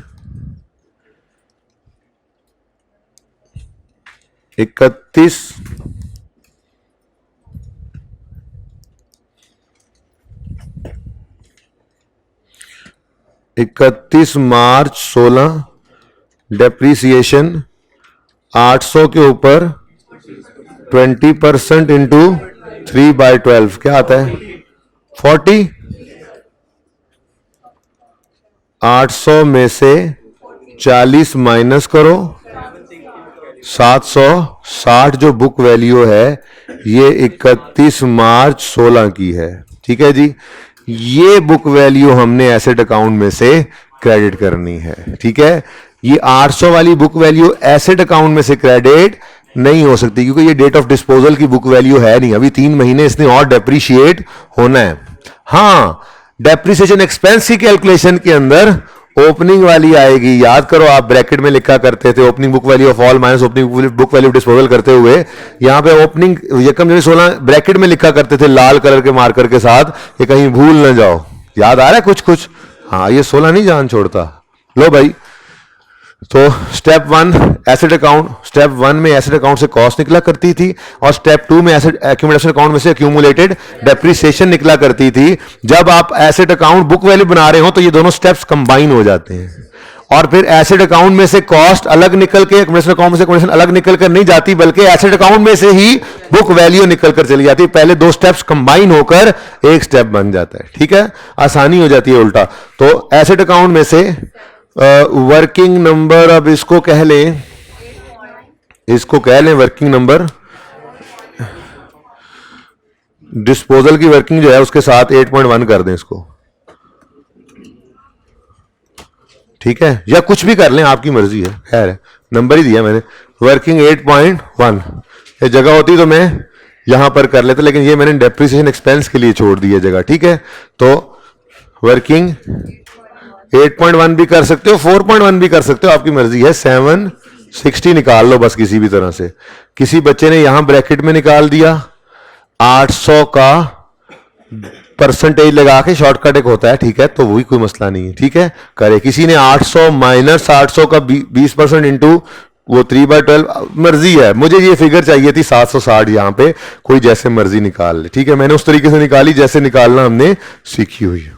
नेक्स्ट जी, ये fix asset having 800 book value on opening date was disposed off on 31 March, कितने का बिका? चलो पहले स्टेप, इस एसेट अकाउंट में से 760 को निकाल के डिस्पोजल अकाउंट में फेंको। ये कहां से आया जी? फिक्स्ड एसेट में से, लेकिन आज बुक वैल्यू ही आई है। ठीक है, तो हाँ जी, फिक्स्ड एसेट अकाउंट में से बुक वैल्यू आई है। अक्यूमुलेटेड डेप्रिसिएशन क्योंकि अकाउंट नहीं है तो आज यहां पे नजर भी नहीं आ रहा, तो 760 वाली चीज 750 की बिकी है। तो हाँ जी, इनकम एक्सपेंडिचर में सर आप ब्लू से करें ना, ऐसे ना करें ना, बैलेंसिंग फिगर तो ब्लू से आती है, ऐसे कैसे आप कर सकते हैं ये ब्लैक से, है ना, कह रहे होगे आप लोग जी। तो इनकम एक्सपेंडिचर में बैलेंसिंग फिगर 10 रुपए आई, 10 रुपए। ये 10 रुपए क्या है आज? लॉस है, क्योंकि डिस्पोजल अकाउंट क्या हो रहा है? क्रेडिट। और इनकम एक्सपेंडिचर या प्रॉफिट एंड लॉस जिसको कहते थे वो क्या हो रहा है? डेबिट।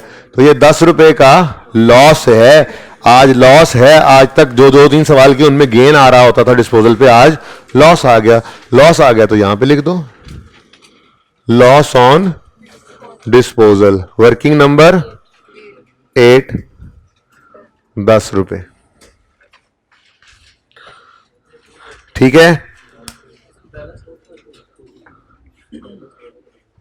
क्या बैलेंस? बैलेंस लिख दिया है मैंने, लॉस लिखना था यार।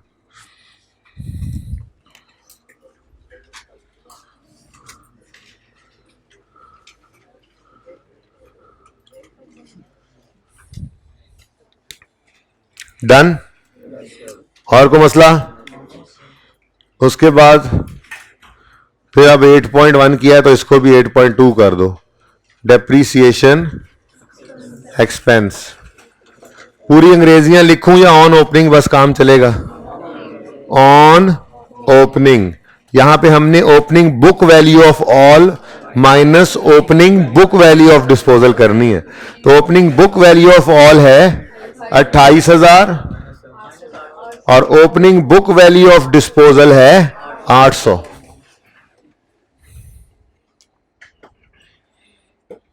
ठीक है, ये वाली 800 वाली फिगर उठानी है। 800 इंटू रेट कितना है? 20%। आंसर क्या आता है? 5440। ये तो छुप जाएगा, शुरू से लेकर आते हैं जरा। ऑन ओपनिंग जी, बुक वैल्यू है, ये opening book value of all है, बुक वैल्यू मेथड है ना। 28,000 opening book value of all minus 800 opening book value of disposal. 760 नहीं ले लेना, ठीक है, इंटू 20%। कितना आया जी? 5440। नजर आ रहा है सबको? 5440 बोल रहा हूं, किसको नजर नहीं आ रहा? बोले, हाथ खड़ा करें। 5440। अब आगे बैठना, अगली क्लास में जगह बना दूंगा तुम्हें। जितने तुम्हारा कद है तुम पीछे बैठे क्यों? आगे इतने बड़े बड़े बंदे बिठाए हैं। ऑन ओपनिंग के बाद ऑन एडिशन, लेकिन 17,000 वाले एडिशन पे डेप्रीसिएशन नहीं लेनी क्योंकि ये लैंड है। सिर्फ इक्विपमेंट पकड़ो। 73 पहले साल में तो यही बुक वैल्यू है ना, इंटू 20%। इंटू ने कहा था कि कब खरीदा एक्साइज इक्विपमेंट? 1 अक्टूबर 2016। तो अक्टूबर, नवंबर, दिसंबर 3 महीने, तो 3/12 367.5। उसके बाद ऑन डिस्पोजल वर्किंग 8.1 कर दो, वर्किंग 8.1, वर्किंग 8.1। 40 की डेप्रिसिएशन आ गई डिस्पोजल पर। और ये तीनों का टोटल जिनको नजर नहीं आ रहा एक बार सुन लें kindly. 5440 plus 367.5 plus 40 total 5847.5। 5847.5 5847.5 is the depreciation expense. Entry बनेगी डेप्रीसिएशन एक्सपेंस। कौन सी वर्किंग में निकाला है आपने? 8.2 में 5.5। इधर देखें डबल एंट्री हो रही है। डेप्रीसिएशन एक्सपेंस डेबिट 5847.5 और एसेट क्रेडिट 5847.5।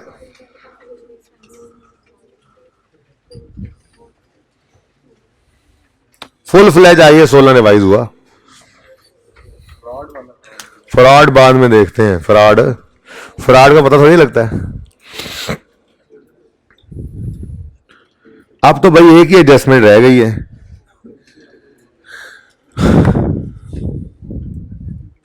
पढ़े नंबर 4।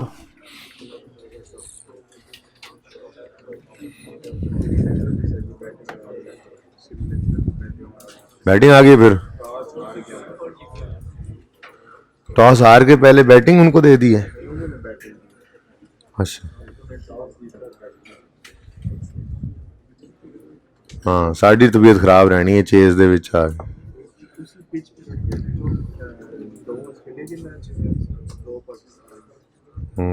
ते चौथी इनिंग्स से की होना है पिच नाल।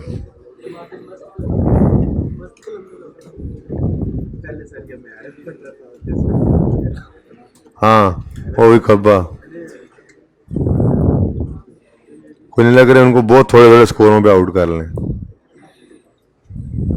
टीम अनचेंज है हमारी।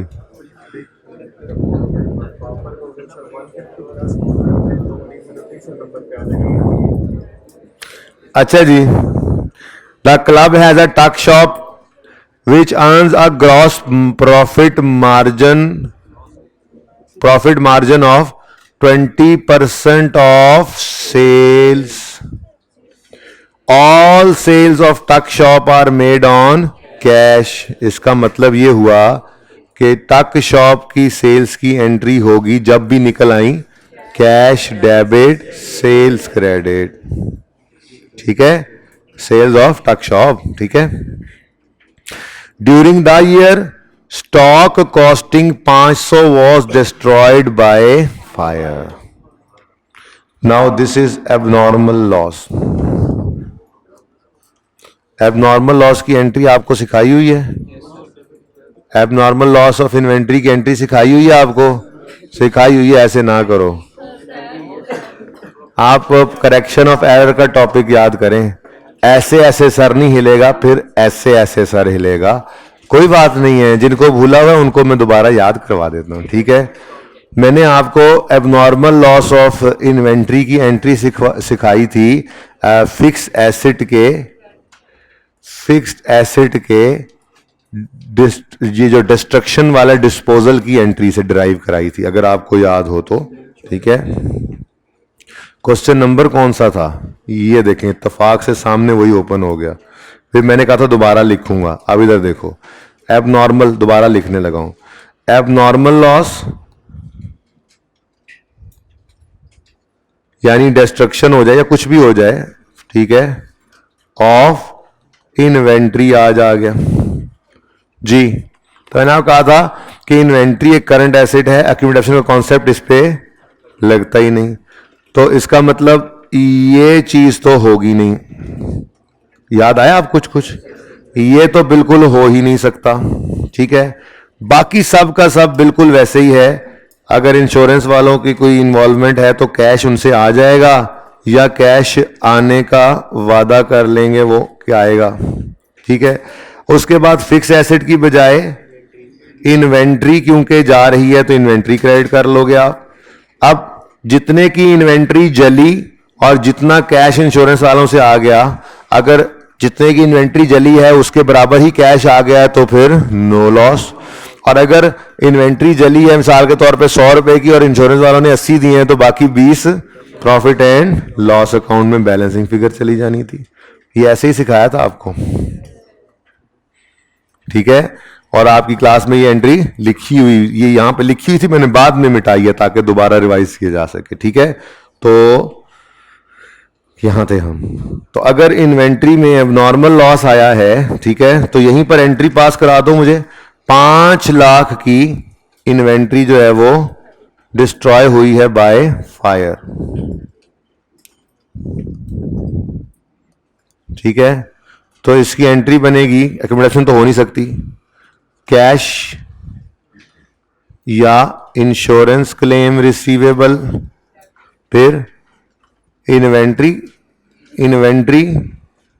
टक शॉप की क्रेडिट, और balancing figure profit and loss में चला जाएगा। अब 500 रुपए की इन्वेंट्री जल गई तो इन्वेंट्री क्रेडिट हो गई 500 से, कितने पैसे दिए इंश्योरेंस वालों ने? पूरा सवाल छान मारा है, ये आखिरी एडजस्टमेंट है। कहीं पे इंश्योरेंस नाम की कोई चीज नजर आई है? मतलब कोई चक्कर ही नहीं है भाई, ये सारे का सारा ही क्या हो गया, प्रॉफिट एंड लॉस अकाउंट में बैलेंसिंग फिगर लॉस चली गई 500। ठीक है जी, आपको कहा था डेटर क्रेडिटर इन्वेंट्री का लेजर बना के जब कहा था कि 4 नॉर्मल चीजें, एबनॉर्मेलिटी होगी तो सवाल खुद बताएगा। ऐसे ही डेटर के लेजर में बैड डेट रिटर्न ऑफ आया तो मैंने कहा था देखो आज एबनॉर्मेलिटी आई है तो सवाल ने बताया है। तो इन्वेंट्री के लेजर में भी opening, purchases, cost of sale और क्लोजिंग, ये 4 ही नॉर्मल चीजें हैं। कोई एबनॉर्मेलिटी होगी तो सवाल खुद बताएगा, जैसे आज उसने बता दिया। ठीक है, अब इस एंट्री को कर लेते हैं। ये एंट्री है जी प्रॉफिट एक्सपेंस में जाएगा या ट्रेडिंग अकाउंट में? नहीं बेटा, ये है टक शॉप का स्टॉक डिस्ट्रॉय हुआ, अल्टीमेटली जाएगा तो इनकम एक्सपेंडिचर में ही भाई। लेकिन फिलहाल प्रेजेंट देखो, सैलरी ऑफ टक शॉप में एम्प्लॉइज होती तो कहां लिखते जी? एबनॉर्मल लॉस उधर ही जाएगा बेटा, लेकिन होके कहां से जाएगा? ट्रेडिंग एक्टिविटी से होके जाएगा ना। टक शॉप की एक्टिविटी में ये लॉस आया है तो यहां पे लिखो अल्टीमेटली जाना तो सब कुछ ही उधर है। तो बेटा फर्क नहीं पड़ता, नहीं है, क्या बात कर रहे हो आप, कैसी बात कर रहे हो आप? यहां पे एक चीज आप माइनस करते हो तो ये प्रॉफिट कम होके यहां पे चला जाएगा। यहां पे एक एक्सपेंस माइनस नहीं करते हो तो इतना इनकम ज्यादा होगी, एक्सपेंस नीचे माइनस हो जाएगा, फर्क क्या पड़ेगा? लेकिन ऐसा नहीं करना। मैंने आपको पहले दिन से यह सिखाया है कि आपकी ट्रेडिंग एक्टिविटी रिलेटेड सारे खर्चे इधर प्रेजेंट होने, यहां नहीं होने। अगर आप यही कह के करना चाह रहे हैं तो कर लें, एक आध नंबर ही है, क्या 49 आ जाएंगे 50 की बजाय, फर्क क्या पड़ता है जी? एंट्री करा लो, profit and loss account, debit, abnormal loss जी, एबनॉर्मल लॉस ऑफ इन्वेंट्री। इधर देखो भाई, बोलो एंट्री कितना है? ये देखो, abnormal loss of inventory debit और स्टॉक का अकाउंट क्रेडिट। ठीक है, ये जी एबनॉर्मल लॉस की एंट्री है। ठीक है, सवाल अब खत्म हो गया। अब सवाल का सारा डाटा खत्म हो गया। अब बिस्मिल्लाह करें, को बैलेंसिंग शैलेंसिंग करें, शुरू करें काम को। क्रेडिटर के लेजर से आपको परचेजेस की अमाउंट मिल रही है कितनी? 18985। ये निकालना जरा ब्लू सही वाला, ये मेरे तो है ही नहीं, ये इधर है, ठहर जाओ, उन चलना ही कोई नहीं उन्होंने जी। 18985 ये स्टॉक के लेजर में ले जाएं और इसको बैलेंस शीट में ले जाएं, साथ के साथ काम सारा भुगता दिया करें। ठीक है ना, जो लेजर बैलेंस हो उसका, वरना बाद में ना अक्सर ऐसा होता है कि बंदा भूल जाता है, स्किप हो जाता है, आसान से नंबर, इजी नंबर बंदा लूज कर देता है जी। तो 18985 स्टॉक में आ गया, 18985 वर्किंग 2 से। और लायबिलिटीज में क्रेडिटर्स, टक शॉप या जो भी बस क्रेडिटर्स, ये सवाल में गिवन थे 333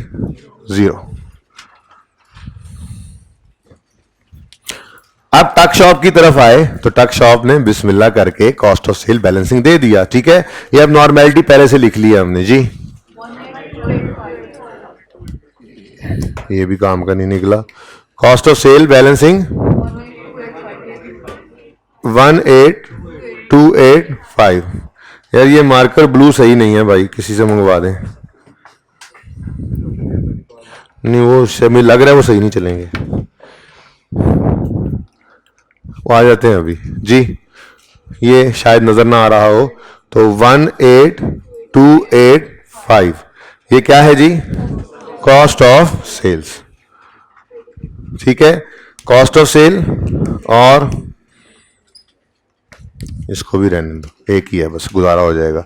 और ये क्लोजिंग 2500 जो है ये स्टॉक में चला जाएगा। ठीक है, सुकून से सवाल कर रहे हैं, कोई जल्दी नहीं है। ये 18285 1885 वर्किंग नंबर 3 से, ठीक है। ये माइनस होगा और ग्रॉस प्रॉफिट की फिगर पे आप पहुंचेंगे, ठीक है, जब सेल आपको मिल जाएगी, ठीक है। 2500 का स्टॉक है टक शॉप का, यहां पर लिख लें, ठीक हो गया जी। ये लेजर भी कंप्लीट और फिक्स एसेट भी कंप्लीट हो गया जी, सिर्फ क्लोजिंग रहता था इसमें, बैलेंसिंग निकालें। सर बैलेंसिंग आप ब्लू से क्यों नहीं निकाल रहे? Balancing, B for balancing, B for blue जी। 45742.5, ये इधर से एक्सपेंस जो जाना था वो चला गया, डेप्शन एक्सपेंस। अब ये क्लोजिंग बैलेंस शीट के अंदर नॉन करंट एसेट्स में आपको नजर आ जाना है। तो फिक्स्ड एसेट्स,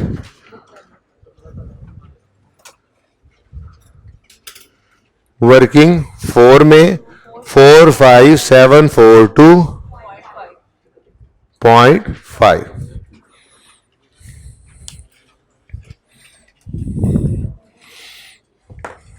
ब्लू लाए हो? अच्छा, भर के दोगे इंक? चल,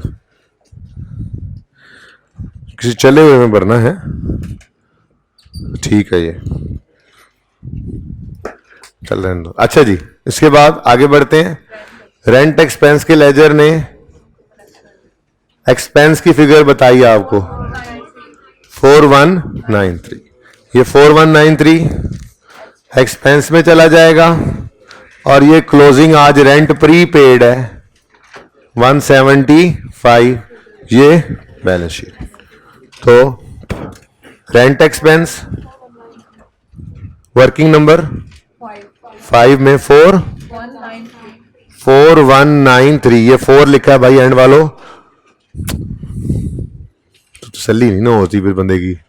4193, ठीक है। और प्रीपेड रेंट, यहां रेंट एंड रेट एक्सपेंस भी लिख सकते हो। यहां पे भाई ने इतराज उठाया था, कहां गया वो?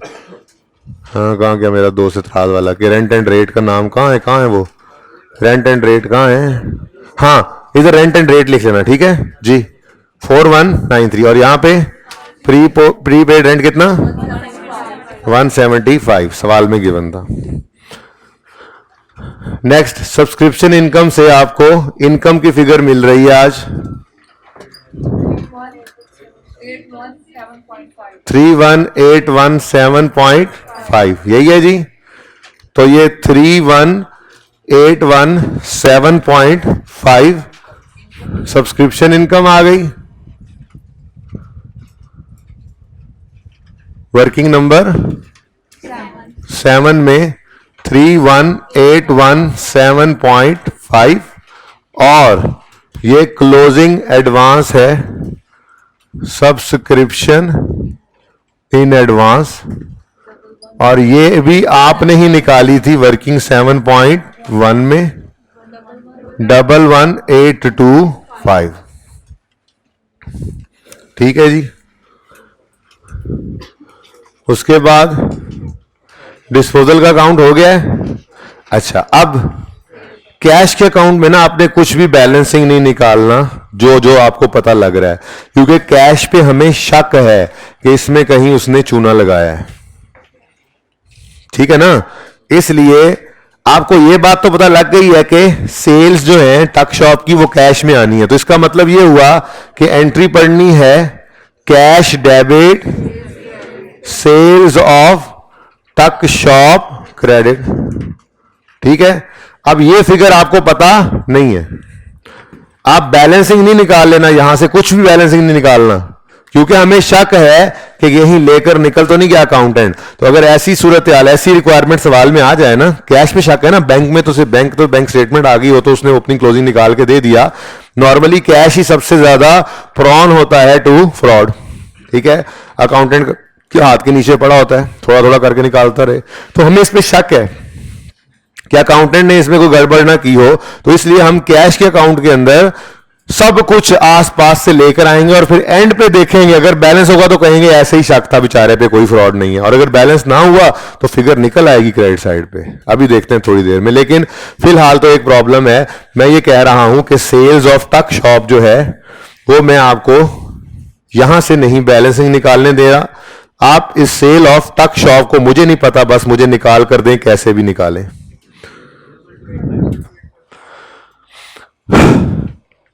कॉस्ट ऑफ सेल्स हमारे पास अवेलेबल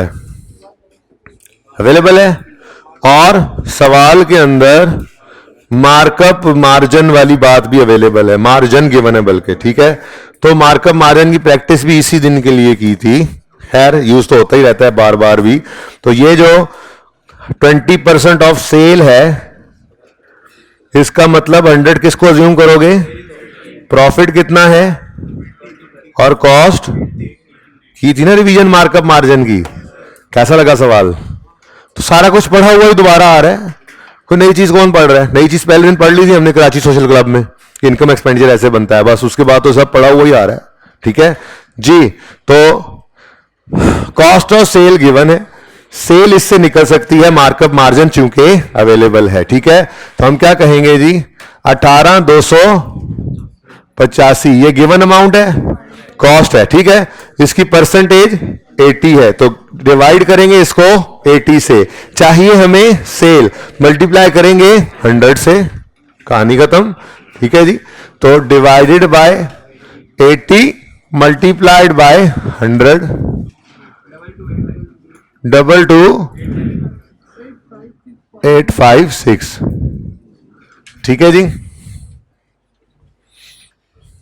ओके।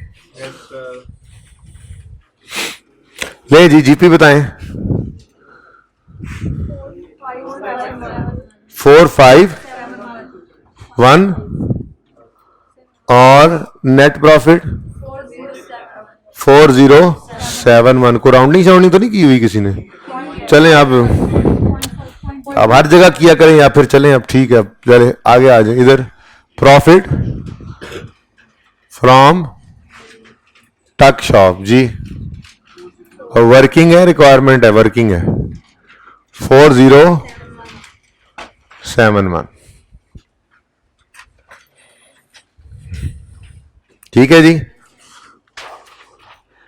अब मेरे प्यारे बच्चों, कैश का लेजर सिर्फ रह गया है। अब मेरी बात बड़े ध्यान से सुनना, वो सेल वहां निकल आई ना 22,856, यहां पे भी लिख दो 22,856, ठीक है, और यहां पे वर्किंग 1 का रेफरेंस दे दो। अब सबकी तवज्जो इधर हो,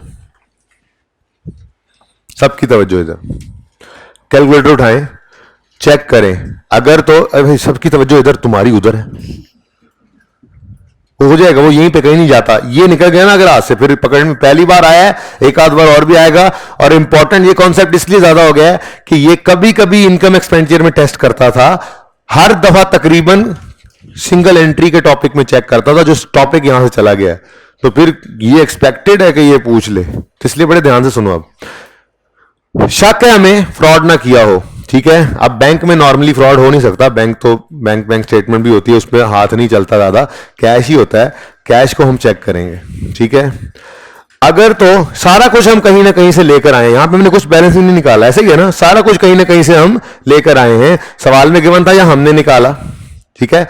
अब हम अगर इस लेजर को बैलेंस करते हैं और ये बैलेंस आउट हो जाता है, कोई बैलेंस ना डेबिट साइड पे गिरता है ना क्रेडिट साइड पे, तो हम क्या कहेंगे, ऐसे ही बेचारे पे शक किया, फ्रॉड है, बंदा चंगा सी है जी, हमने तो वैसे ही शक निकाल भी दिया उसको, ठीक है।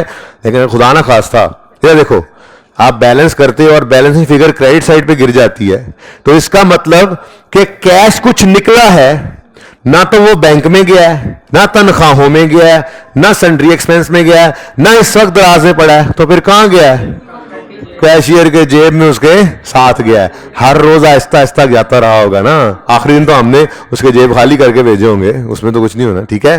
तो चेक कीजिए क्या, हाँ अच्छा, कोई एक फैसला कर लो, एक 166 2.5, बस इतना था फ्रॉड, बस इतना 16 लाख रुपया चूना लगा गया तुम लोगों को, थाउजेंड में 16 लाख का चूना लगा गया। इसको क्या कहेंगे? Miss appropriation expense. क्या कहते हैं जी? Miss appropriation expense. 1600 कितना था? 1662 पॉइंट, ठीक है। तो ये 1662.5 ये एक्सपेंस है, ये लॉस है, लॉस। अच्छा ये भी अब नॉर्मल लॉस जे, ये भी अब नॉर्मल लॉस जे, ये नॉर्मल लॉस नहीं है। कैश 16 लाख कैश अगला चूना लगा के ले गया आपको, ये क्या नॉर्मल लॉस है? नॉर्मल लॉस है? ये नॉर्मल लॉस नहीं है, ये भी अब नॉर्मल लॉस है, ठीक है। अच्छा वैसे ये निकाला है हमने बैलेंसिंग फिगर। अब इसकी एंट्री भी सीख ही लो। नई चीज नहीं सीखने, सॉरी नई चीज हमने नहीं सीखनी, सॉरी नया थोड़े सीखेंगे। इधर देखो, तैयारी तो उस वक्त ही कर ली थी इस एंट्री की भी, जब करेक्शन ऑफ एरर में मैंने इन्वेंट्री के एबनॉर्मल लॉस की एंट्री सिखाई थी। ये देखो मैंने उस वक्त का लिखा हुआ है, abnormal loss of cash.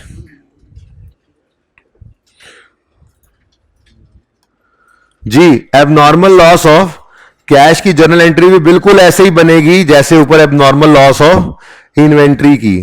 Cash कभी डेप्रीशिएट हुआ तो फिर कर क्यों दे, कर दे। बाकी सारी एंट्री बिल्कुल सेम है जी। आपका गया क्या?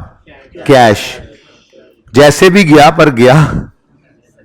अगर कैश की भी इंश्योरेंस करवा लिया करते होती हैं ऑर्गेनाइजेशन, इन्हीं वजूहात की बिना पे कैश की इंश्योरेंस करवाई होती है। अगर कोई इंश्योरेंस होती जो कि नहीं नजर आई सवाल में, तो हम उस इंश्योरेंस को ले लेते, ठीक है। और बैलेंसिंग फिगर बिल्कुल वैसे ही कि अगर हमारा 16 लाख का कैश गया है और इंश्योरेंस वालों ने 10 लाख दे दिया तो 6 लाख फिर लॉस। 16 लाख कैश गया, इंश्योरेंस वालों ने 16 ही दे दिया है तो फिर नो लॉस। लेकिन हमारे सवाल में ये एंट्री देख ली है, ये तीनों एंट्रीज एक जैसी हैं। देखो ये पिक्ट्यूरे ले लो,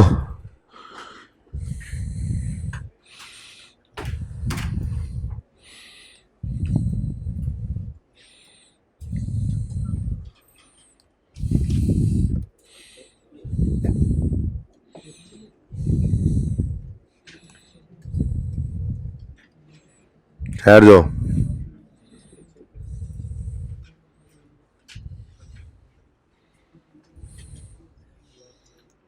पहले वाला सही था या ये वाला बोल्ड सही है? पहले वाला सही था, चलो।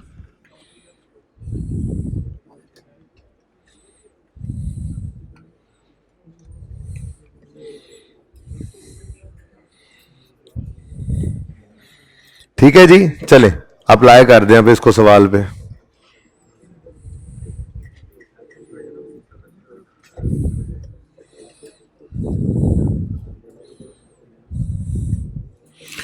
जी बच्चों,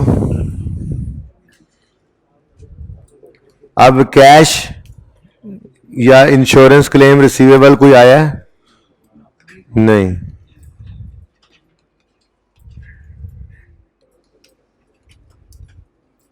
फिर कैश गया कितना है? कैश गया कितना है? ये वर्किंग कैश वाली वर्किंग का रेफरेंस दो। Cash number, working number, cash number, working number 6 से निकला है कितना? 1662.5। कुछ भी इंश्योरेंस वालों ने नहीं दिया तो सारे का सारा फिर, हाँ जी। अब मेरे प्यारे दोस्त बैस वाले किधर गया? ये जाएगा इनकम एक्सपेंडिचर वाली इनकम के एक्सपेंस के अंदर, ठीक है। क्योंकि ये क्लब का नुकसान है, क्लब का कैशियर चूना लगा गया, ये स्पेसिफिकली टक शॉप का नुकसान नहीं है, ठीक है। चलो अब ये एंट्री पास करते हैं। तो प्रॉफिट एंड लॉस ये एक्सपेंसेस में आकर इसको